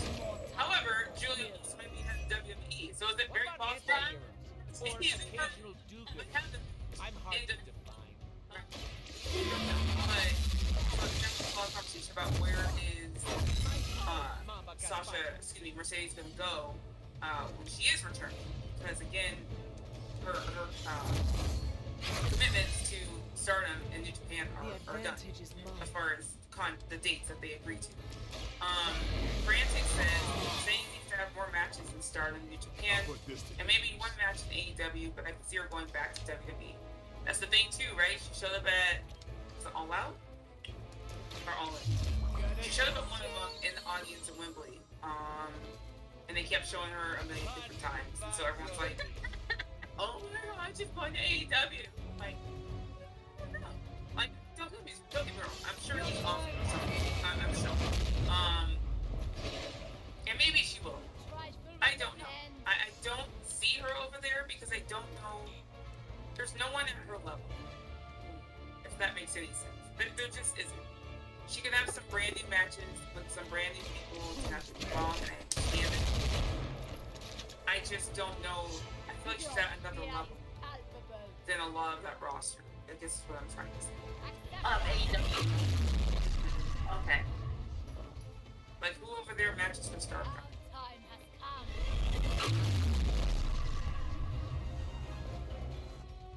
Do you see what I'm saying?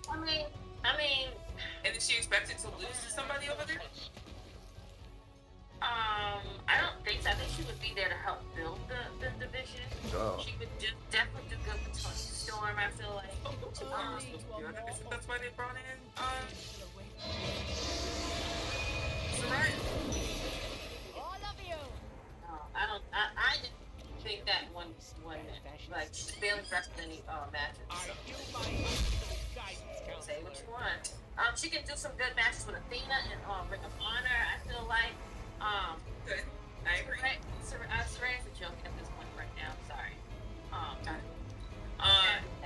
Athena. Yeah, I think her and Athena will. Tony Storm for sure. Britt Baker. And then what? That's 3 people. Jamie Hayter, she was Jamie Hayter. I feel like Jamie Hayter when she comes back. I mean, she has a lot of good people that she can definitely like help develop and like either pull over or like beat them and like have these stories for. I feel like she. See, SP says the same thing. Look. Sage versus Tommy Stone's the biggest matchup, but there's also Heather, Soraya, Mariah May is trying to Sheeta. Sheeta would be great. She would be great with Sheeta. I think that would. You see my point? This people say they don't match with star power. I guess what I'm trying to say is Mercedes shouldn't lose any matchup. Is what I'm basically trying to say. Like on paper, she should come there and just be winning and go straight to the top. No loss. That's ridiculous. It's hard to put fresh matches does she have a WWE that matches with star power. You're right. I feel like Mercedes. So bad. I feel like Mercedes needs the character part. She's a great character. And I don't know if she'll be able to show that as much in AEW. Now, to the point that I was making earlier, they are working on character development for some of the other ladies, which then would help because I don't know. Like, I just feel like their style does not match her, but I could be wrong. Well, we have to give it a chance because she started out independent. She got injured so quickly, like she really didn't get the quick to go. Like she didn't really get the go. This is terrible. Oh my gosh.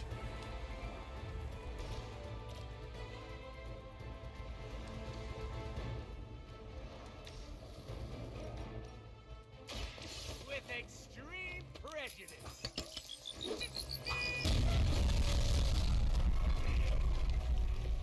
Mama said knock you out.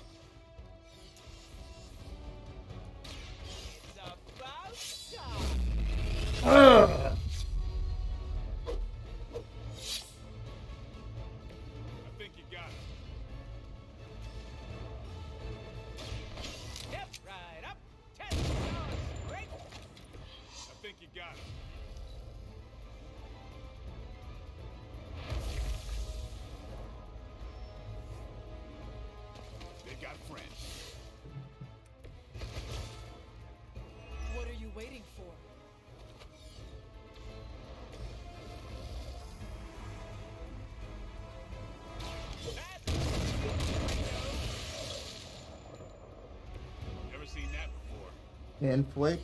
No?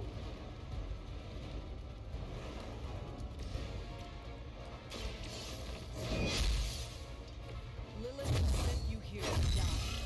I hope you are prepared.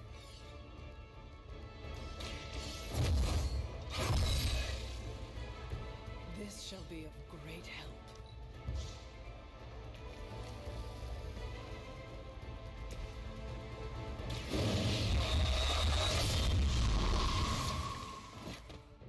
You do not have to show off for me, Blade.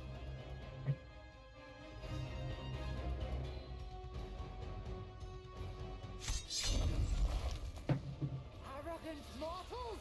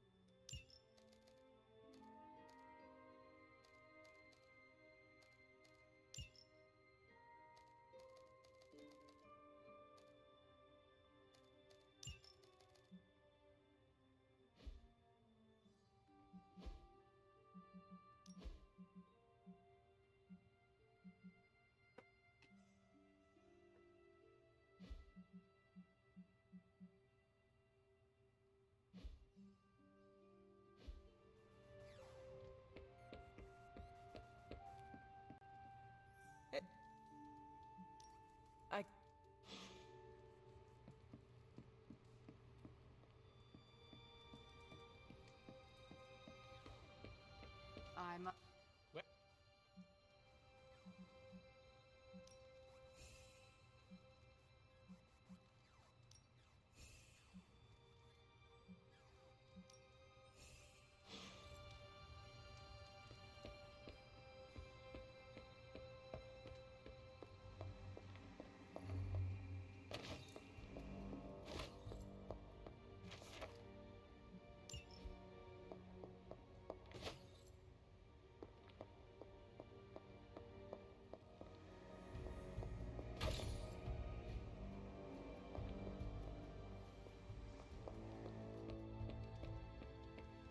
Deadpool's Hunter.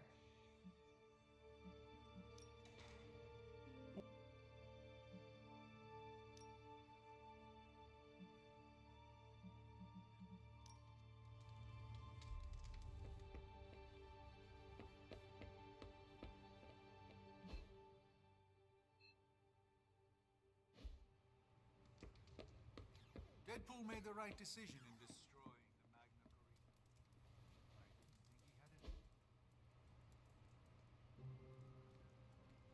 I didn't think he had it.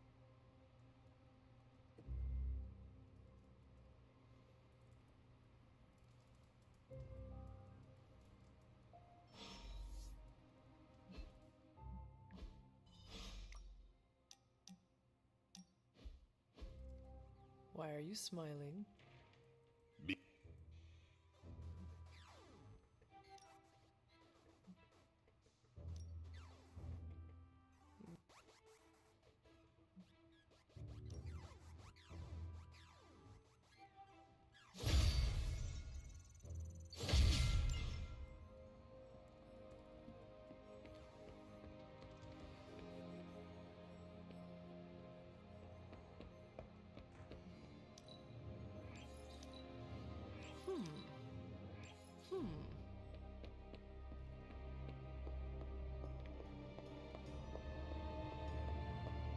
Hunter.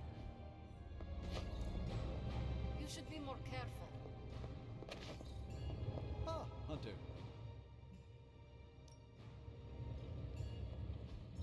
I'm quite pleased with these results.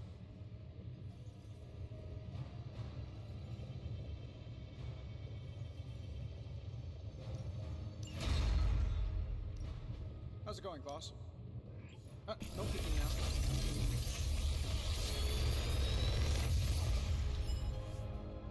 How does this look?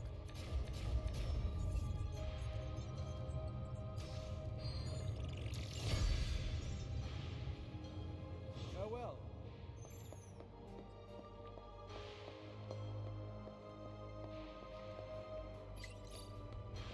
¿Qué pasa, Hunter?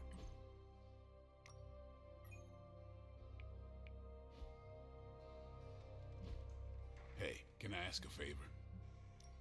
Thanks, Hunter.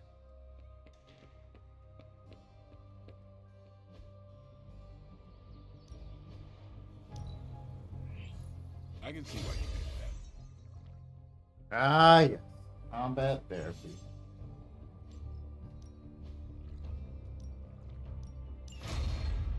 Needed. Time to take it to the next level.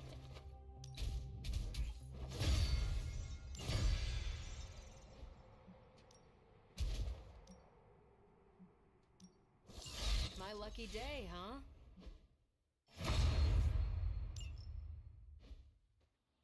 If you can... Promise I won't break your face.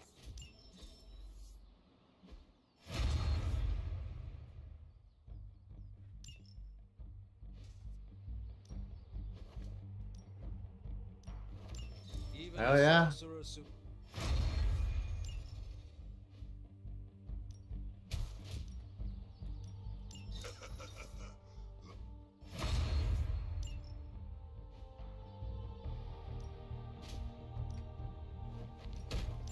Good stuff.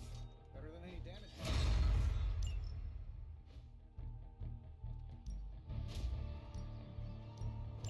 Let's see if you're as good as they.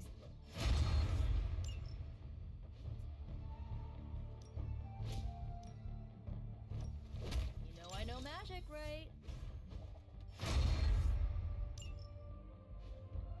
Think Doctor Strange... Well, you know what they say about practice, right?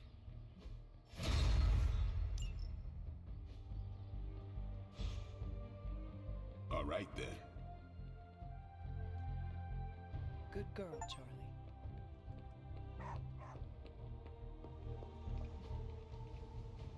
I'm here if you need me.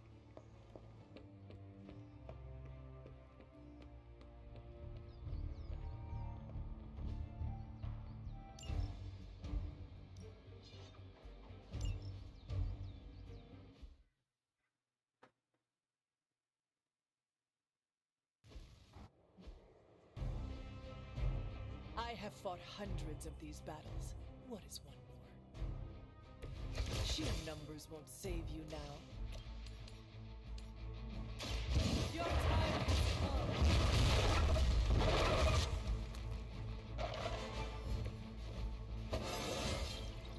I feel more like myself every day.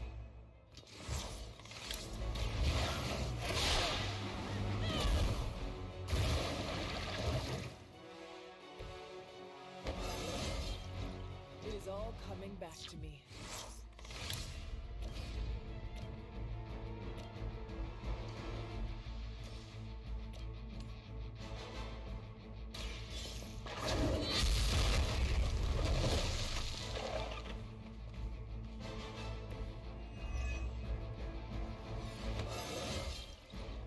How invigorating.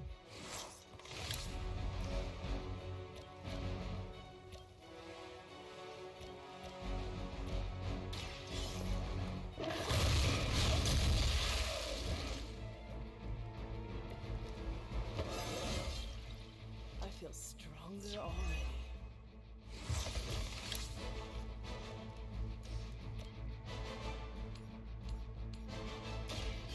No mercy!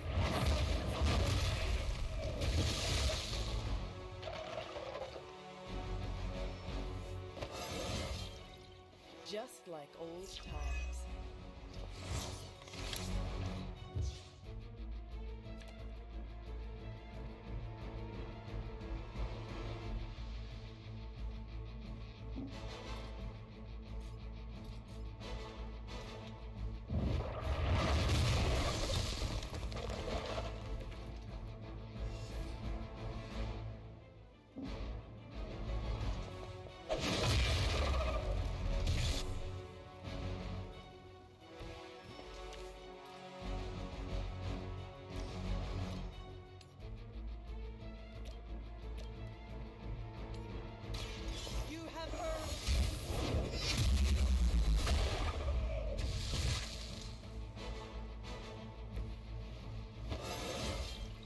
Just like old times. There we go.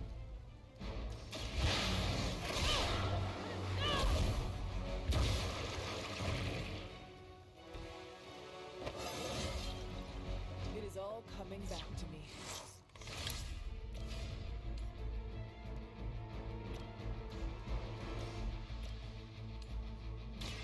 You had your chance to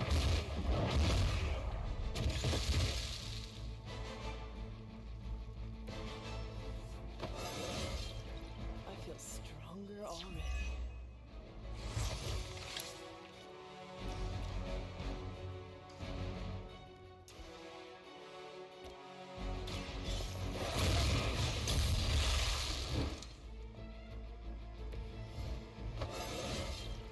I feel more like myself every day.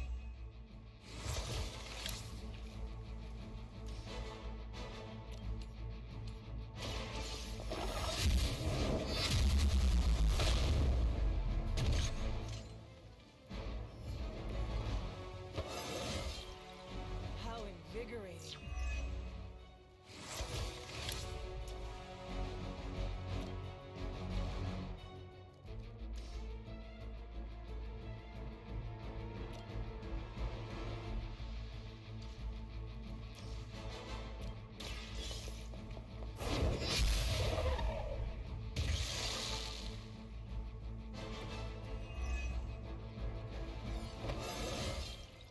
How invigorating.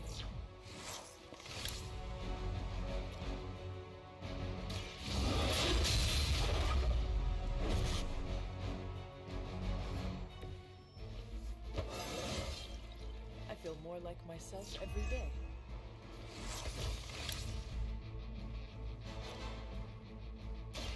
You had your chance.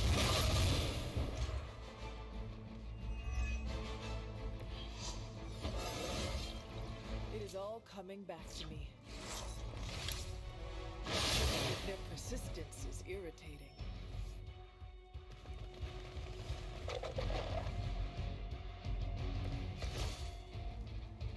What are you waiting for?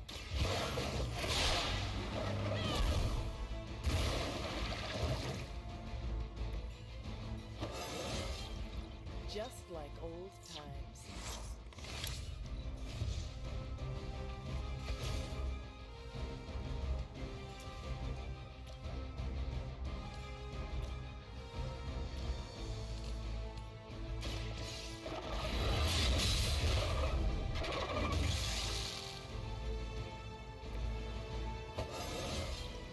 I feel stronger already.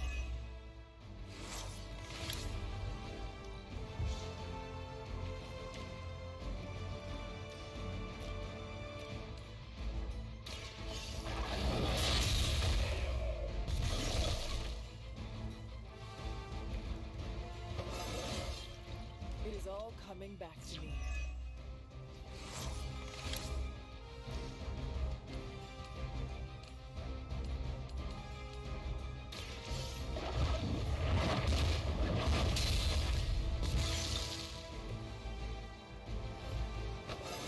I don't think I've ever whipped an enemy to myself. Huh.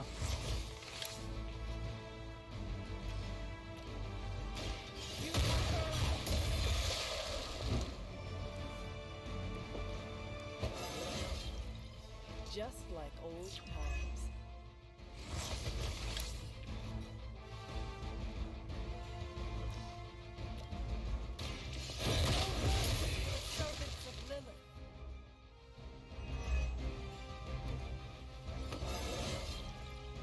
How invigorating.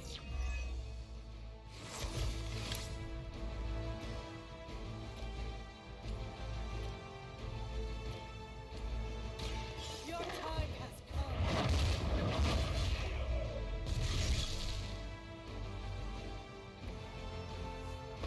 Huh. I feel stronger already.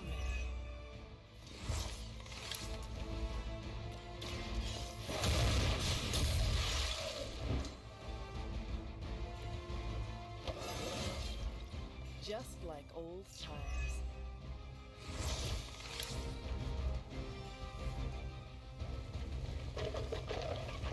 Oh shit. Are they stronger than they look at least?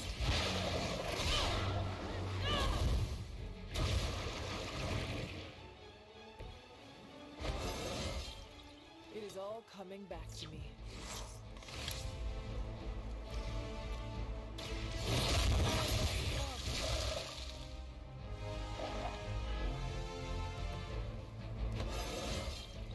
I feel stronger already.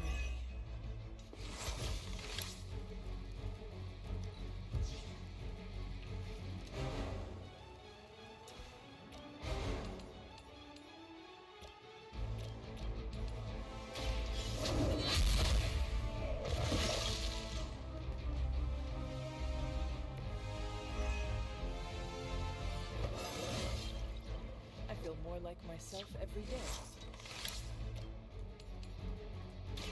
You have earned this.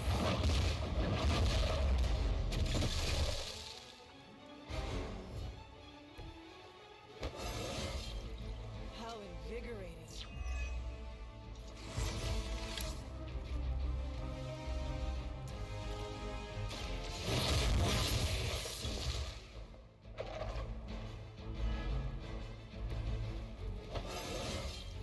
It is all coming back to me.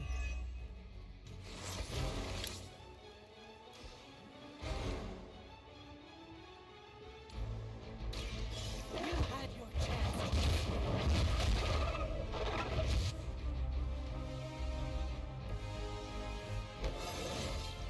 I feel stronger already.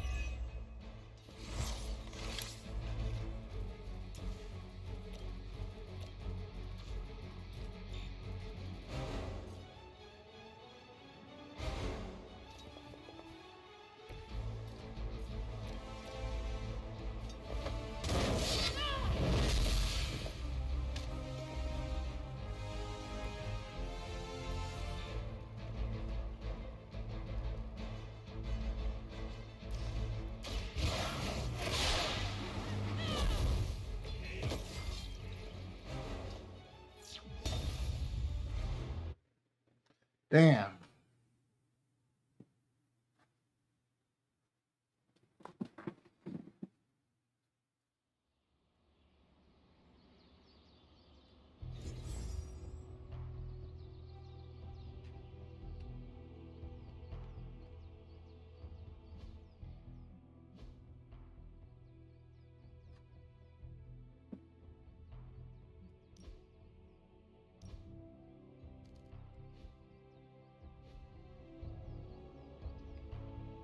Yes, hello. Nice to get some fresh air. Hardly any. All right then.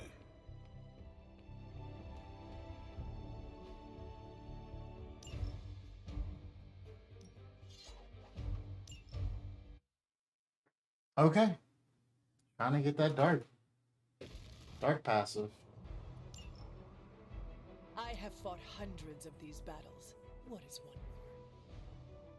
Lilith must be desperate if these are her best.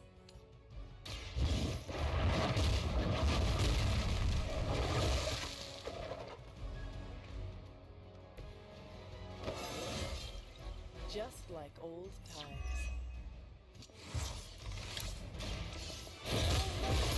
Servants of Lilith.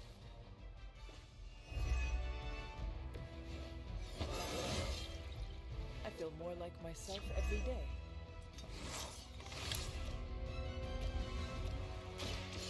Your fate.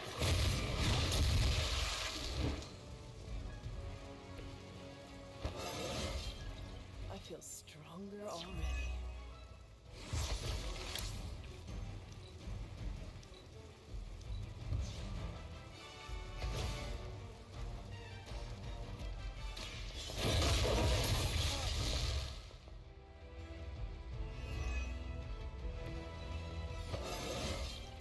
It is all coming back to me.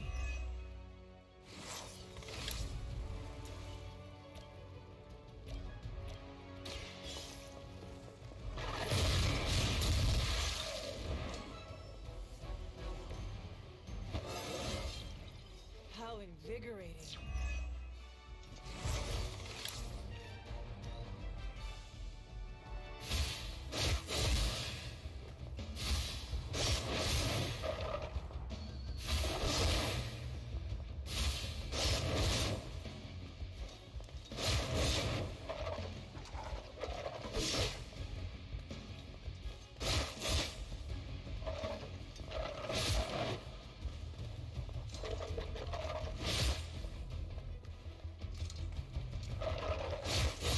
Their persistence is irritating.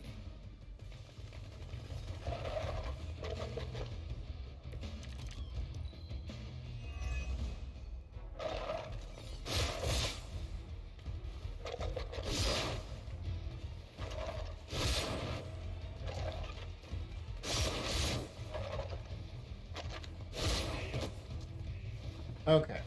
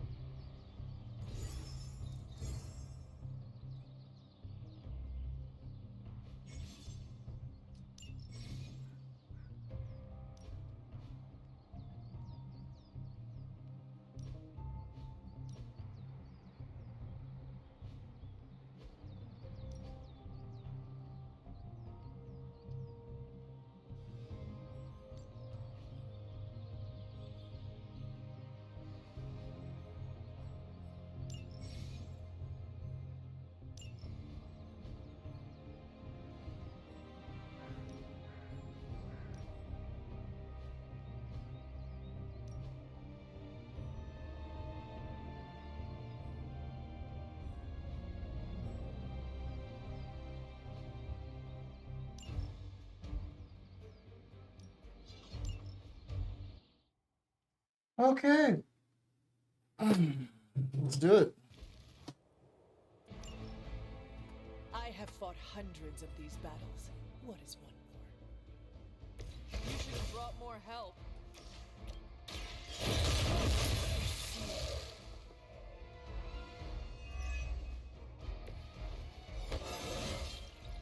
Just like old times.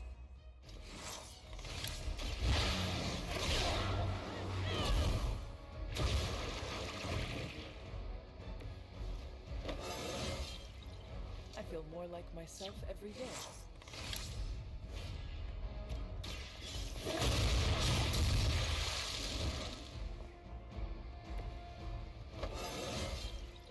I feel stronger already.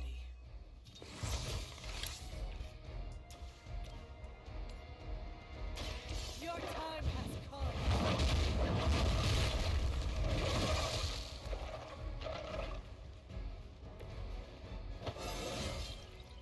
How invigorating.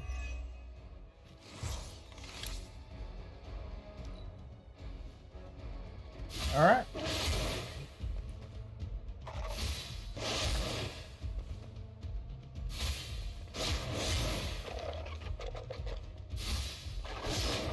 Oh, shit. I got to go with one. Oh, Captain! Oh, look, I was here. Captain, but you shit. I saw you shit. How come you still got hit by the bullet? That's because I wasn't trying to move out the way. I had a different plan of sorts. Hold on, he's waking up. Bitch up! Bitch up, yo! Oh. Yo, you good, bitch up? What the fuck? Oh, what happened, bro? Big Chop, bro, Big Chop, you alright? my head, bro. What the fuck? Feel weird as hell. Nah, Big Chop. What the? Why you keep calling me Big Chop? And what the fuck? And what the hell is so funny, Law? Now I really gotta cut you up. Why the fuck do I have a gun? Oh my god. Who are in there? I'm Chopper. I mean, yeah, you're Chopper, but I thought you wanted to be called Big Chop. No, I'm not Chopper. I'm Chopper, but I'm not Chopper, bro. I'm Usopp. I don't let anyone... Bro, you sure you ain't getting hit? Bro, I'm Usopp. Let's do this. What you talking about? I mean, yo, but... What? What? Yeah, I know. Oh, yeah. Oh. Not everyone wants my opinion. Oh, God, what is that? I'm a hard R. Bro, come on, bro. Oh, God. Yeah. It's too much for me. I can't take it. Really, dude? Really? I'm going down. Oh, God damn you, weak ass body. Usopp, you caught a heart attack over being black? How racist are you? Wait, I'm not dead yet. Hold on. Oh, before I go, I gotta see something. Usopp, I gotta see if the rumors about your people are true. Hold on. Damn, Usopp. Stay away from my bitch. Guys? How come I can only see out of one eye? Am I in Zoro's body? Nah, I'm pretty sure you're Sniper King. And who am I talking to? It's me, Luffy. Luffy, too? Whoa, you switched all of our bodies? I'm in Sniper King's body? Holy shit, I got the AK. What the fuck? I told you, Straw Hats, that next time we meet, we'll be enemies.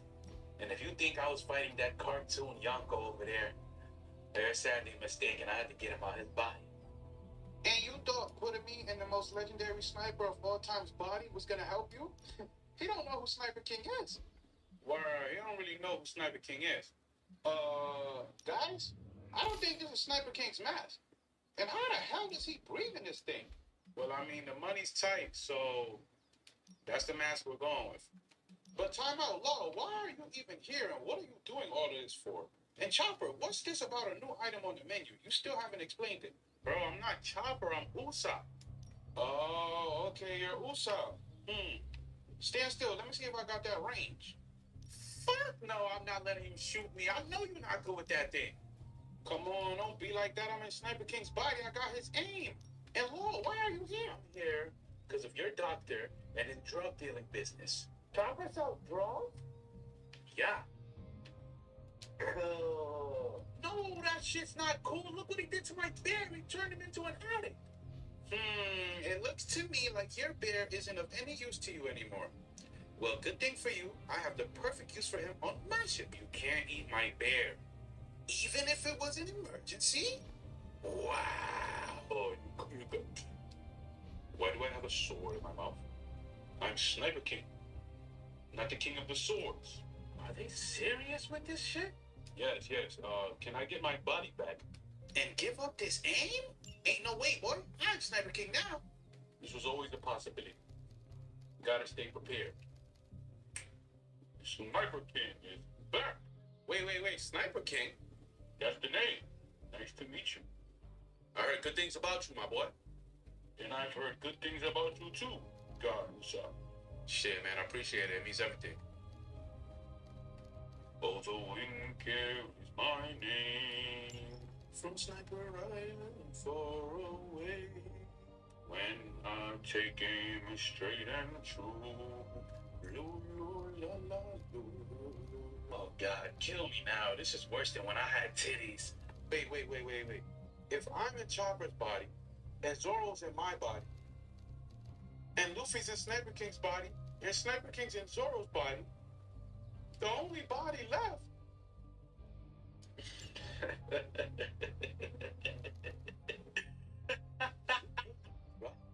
In the god's body?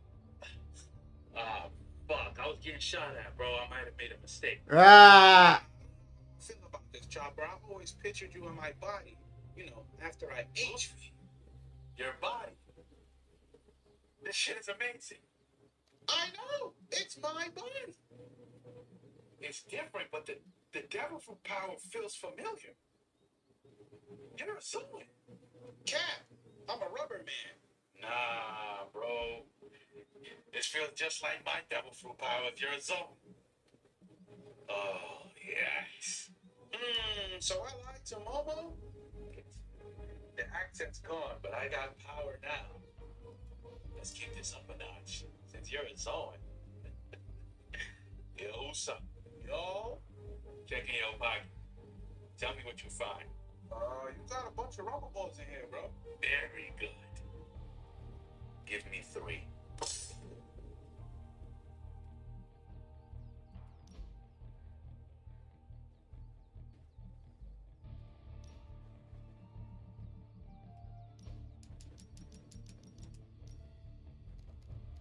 Annihilation, Dark Blessing, Whip.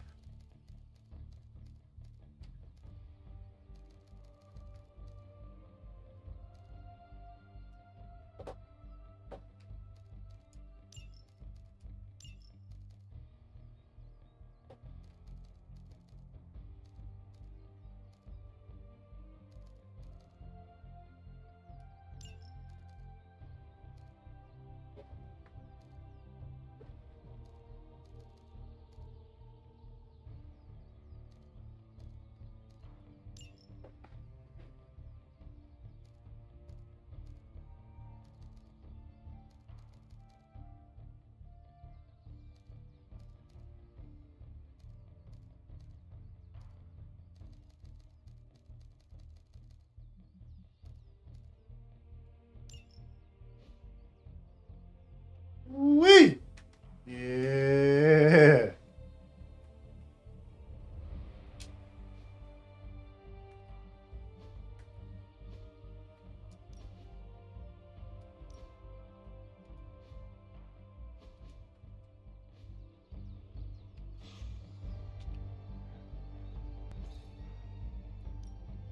Time to take it to the next level.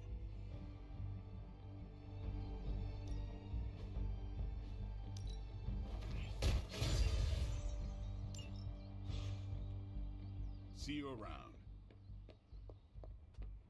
Wee boy.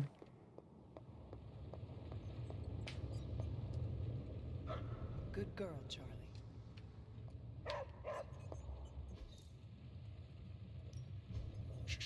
Tony is working.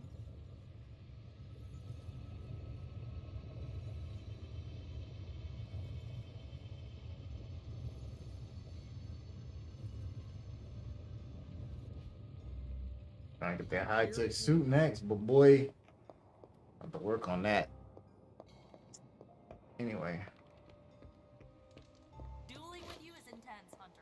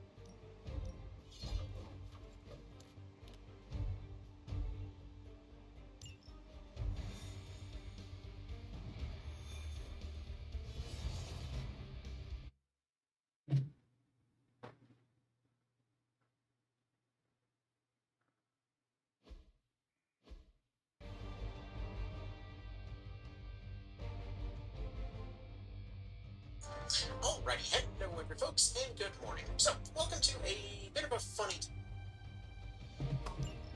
Forever in service.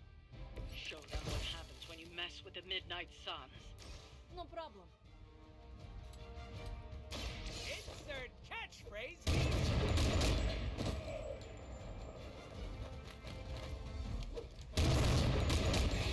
In the fuego.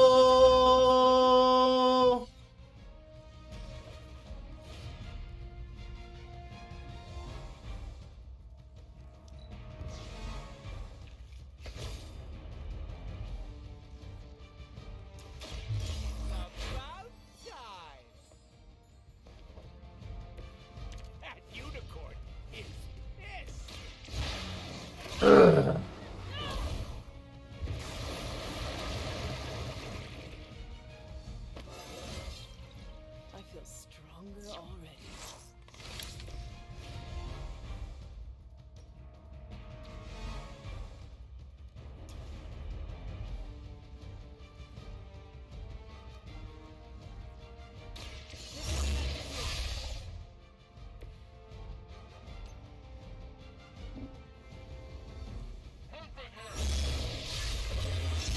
Bye-bye.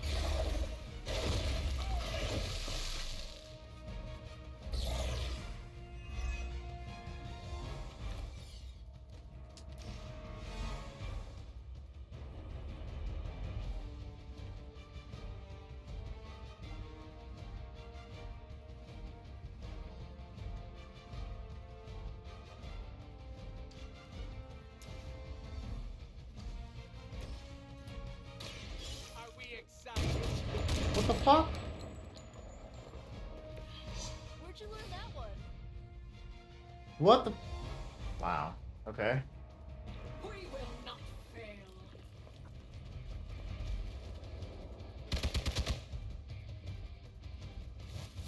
Now you're pissing me off.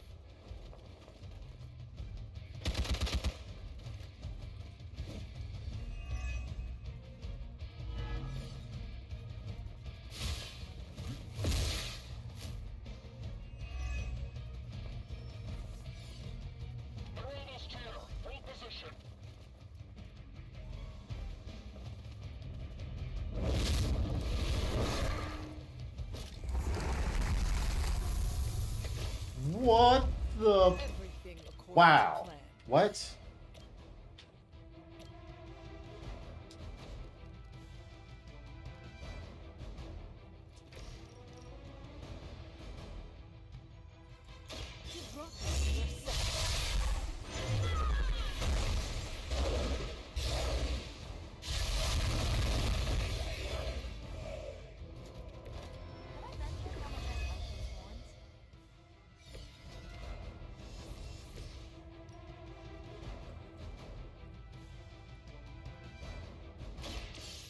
Gonna get ya!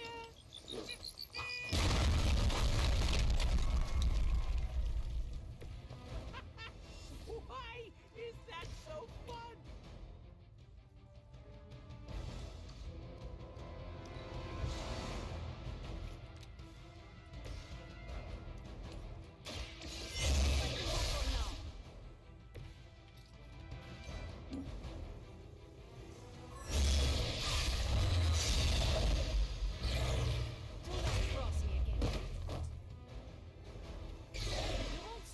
Another encounter with me.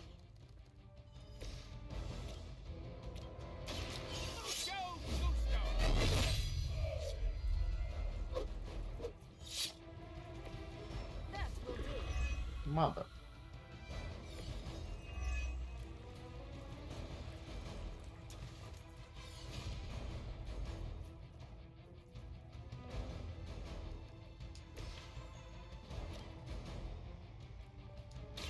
I'll give it a whirl.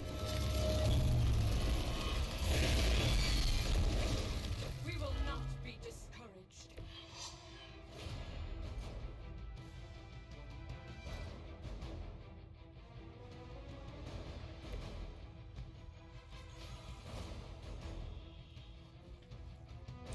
Fuck.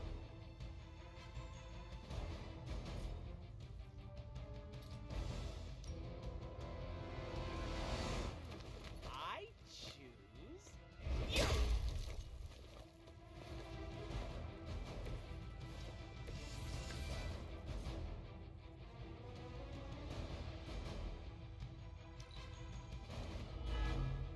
Motherfucker. We will not fail. I am the mother.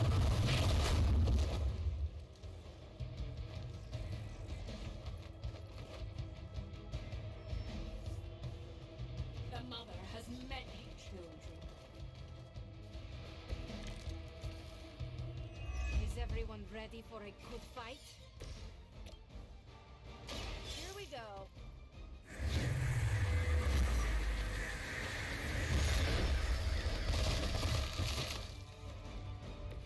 And don't come back.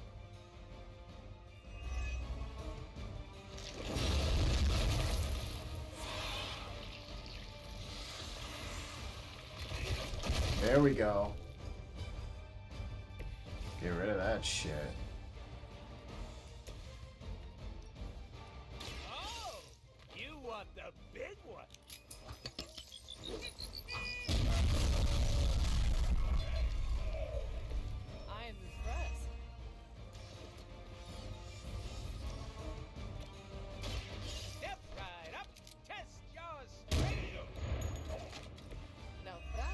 There we go, baby.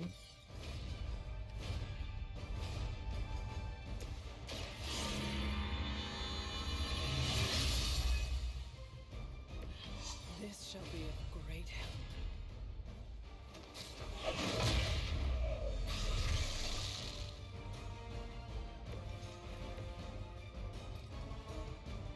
Once again. There. Hopefully they learned There it their is. lesson, but we all know that's wishful thinking.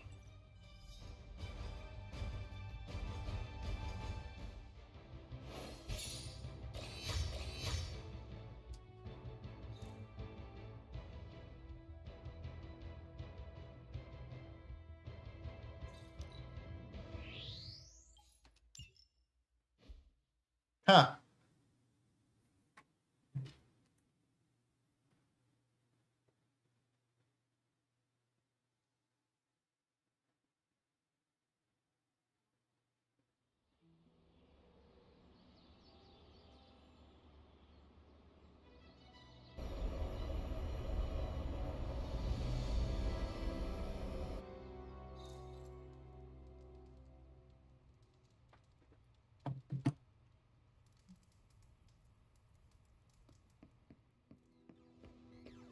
What's up, Big H?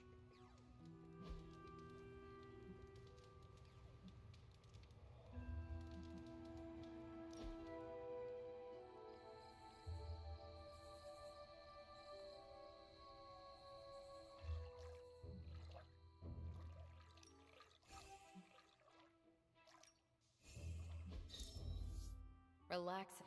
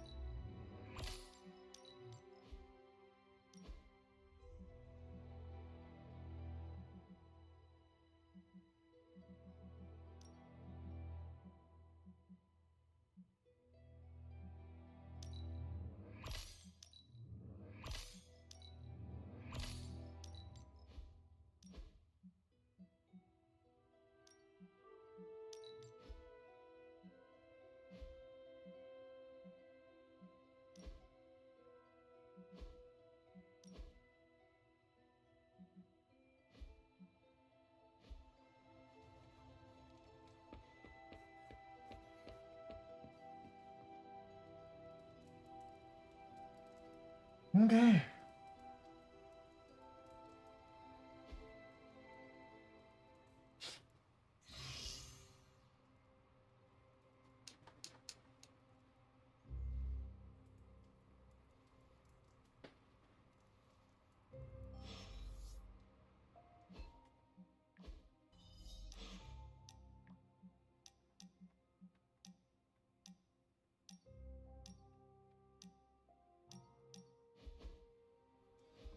What are you doing? Keep.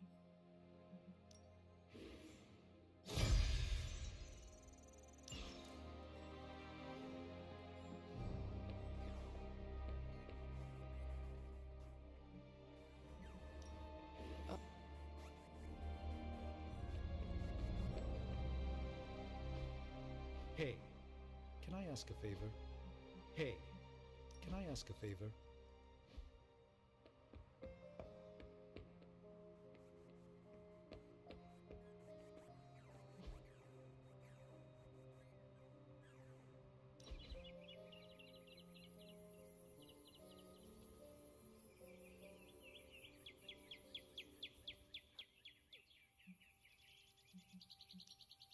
Of the prep. Oh.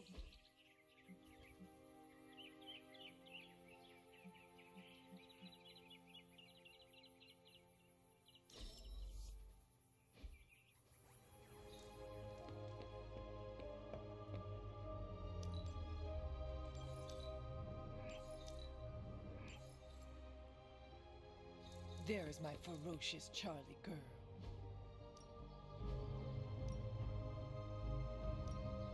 I'm ready when you are.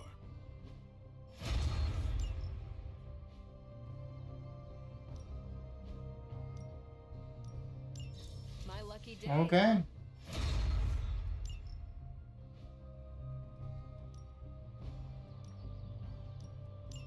Promise I won't break your.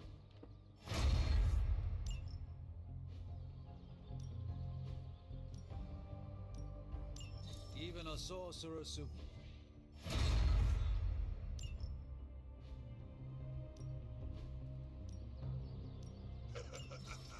Like playing.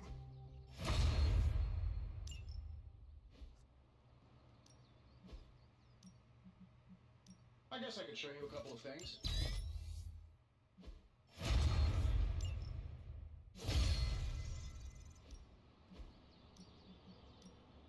Let's see if you're as good as they say.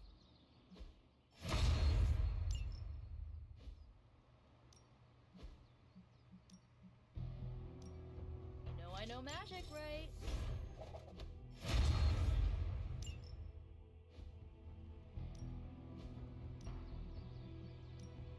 Well, you know what they say about practice, right? Spider-Man, Spider-Man, radioactive right, Spider-Man.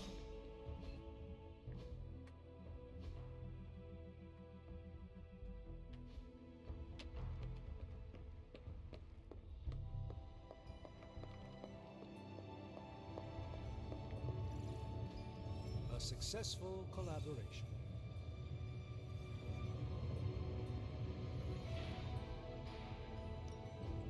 Oh, and I was just about to see. Alright, I gotta start using Iron Man so I can get the high-tech suit.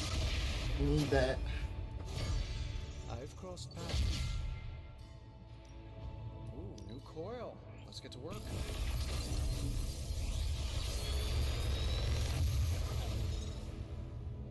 Sometimes I even impress myself.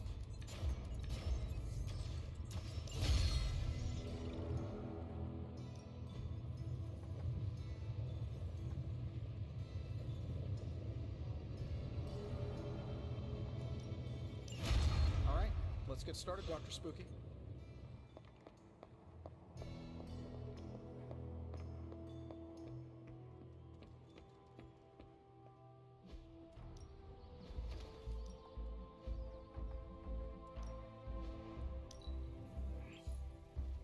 Better than nothing.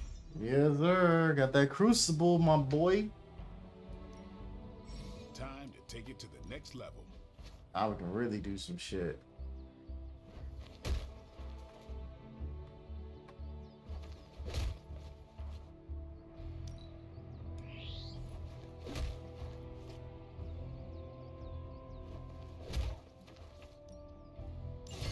New and improved.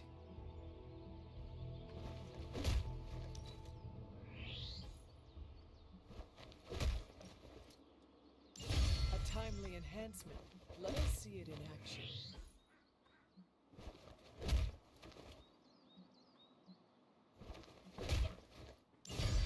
Our enemies are many, but we grow stronger. I feel strengthened and ready for battle.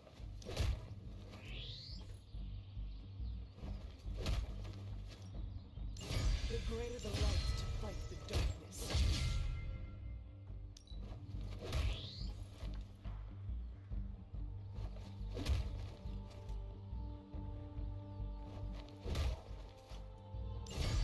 New and improved.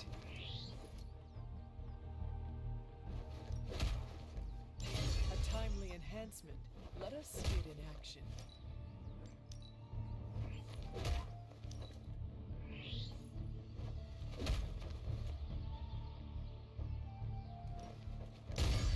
Our enemies are many, but we grow stronger.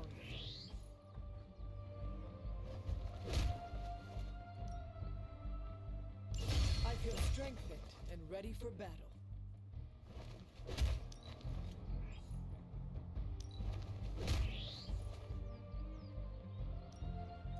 The greater the light to fight the darkness.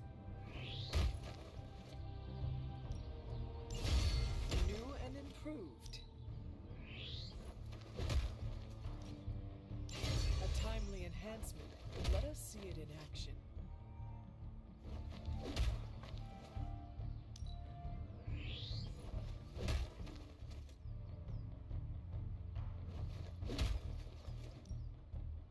Sometimes you just need to spice things up. Try something different.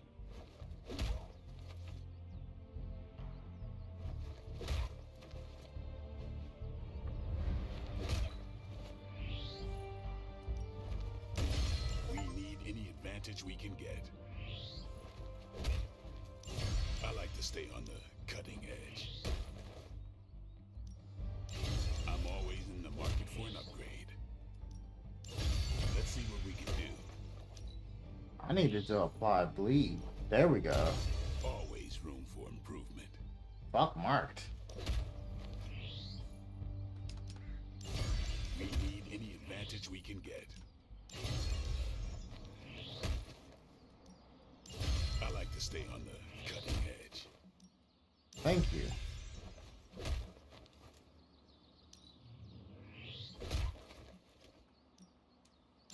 I'm always in the market for an upgrade. Let's see what we can do. Always room for improvement. We need any advantage we can get. I like to stay on the cutting edge. I'm always in the market for an upgrade. Let's see what we can do. You ever wonder if those birds out there are stuck here, trapped in the Abbey's bubble? I don't mind that. It's creepy if you think about it.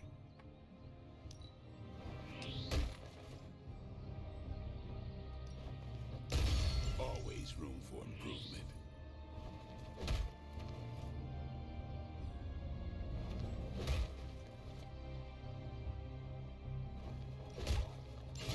We need any advantage we can get. I like to stay on the cutting edge.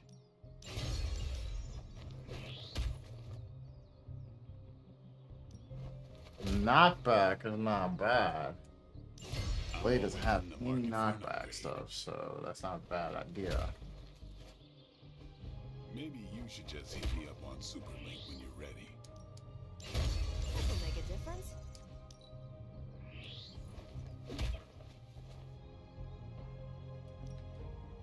Let's give this a try.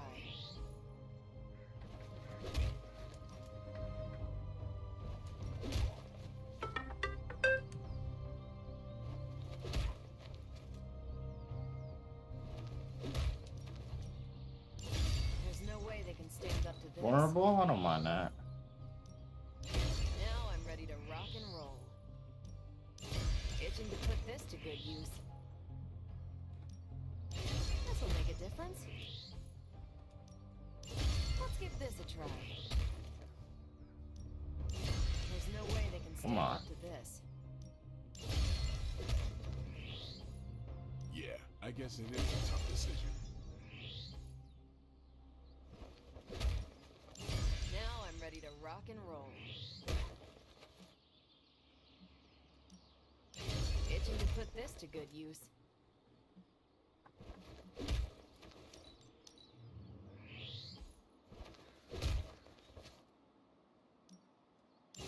This'll make a difference.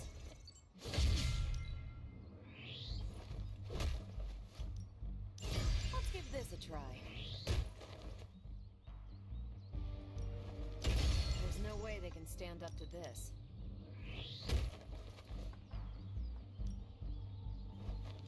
Now I'm ready to rock and roll. Don't worry about me. I'll meditate until you're ready. Itching to put this to good use. This'll make a difference.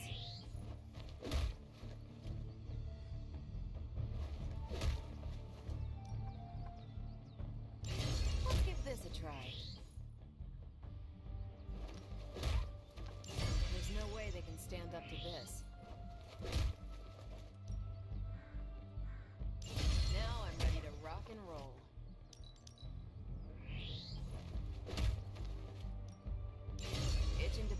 to good use. This will make a difference. God, how many photon beams do I have? Jesus. Let's give this a try. Yeah, I guess it is a tough decision.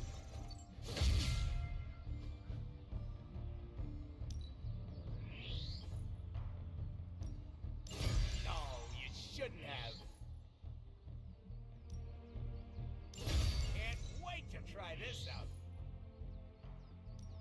Good choice. Huh. How did you know? Where this would be not bad on him.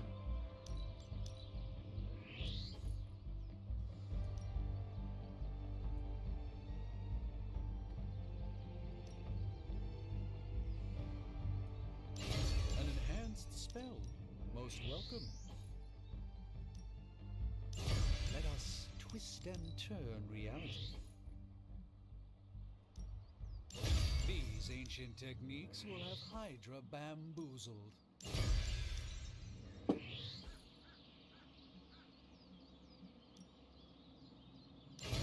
enemy will surely have no answer for this. That's something I could work with.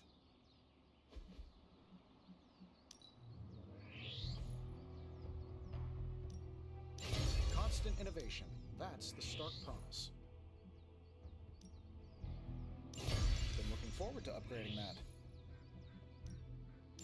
All right, not too shabby. Sometimes you just need to spice things up. Try something different. Just give me a target. A powerful improvement. May my enemies fall swiftly. Yeah, Mark Chance is useful. This is something I can use. Let me see what can...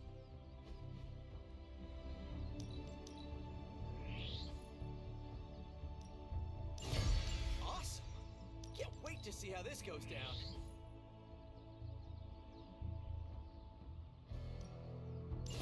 The enemy's getting stronger. We gotta do the same. Got a feeling this is gonna be useful. Right, heck of an improvement.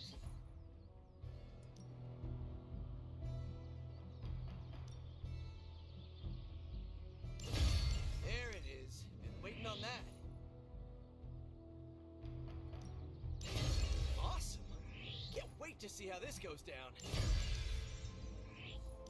Maybe you should just hit me up on Super Link when you're ready. There we go. I want cards on KO if I use that.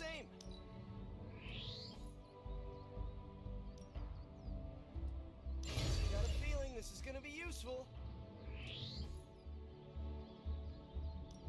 Right, heck of an improvement.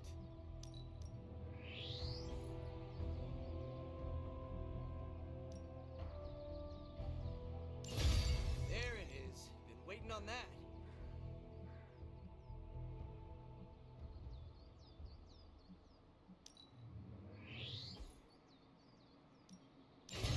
Awesome.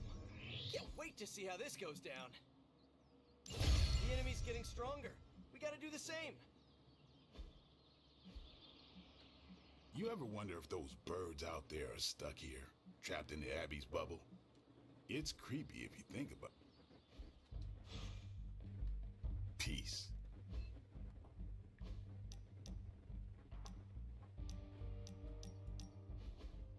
You wanted to speak, Carol? Yeah.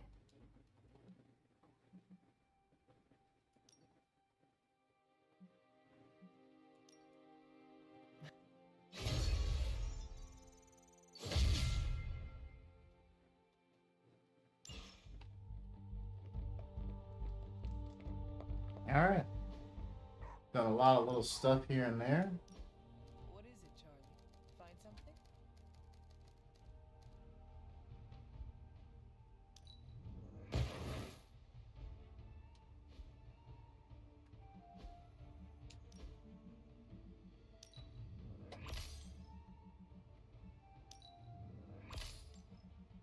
I like that hoodie. Shit.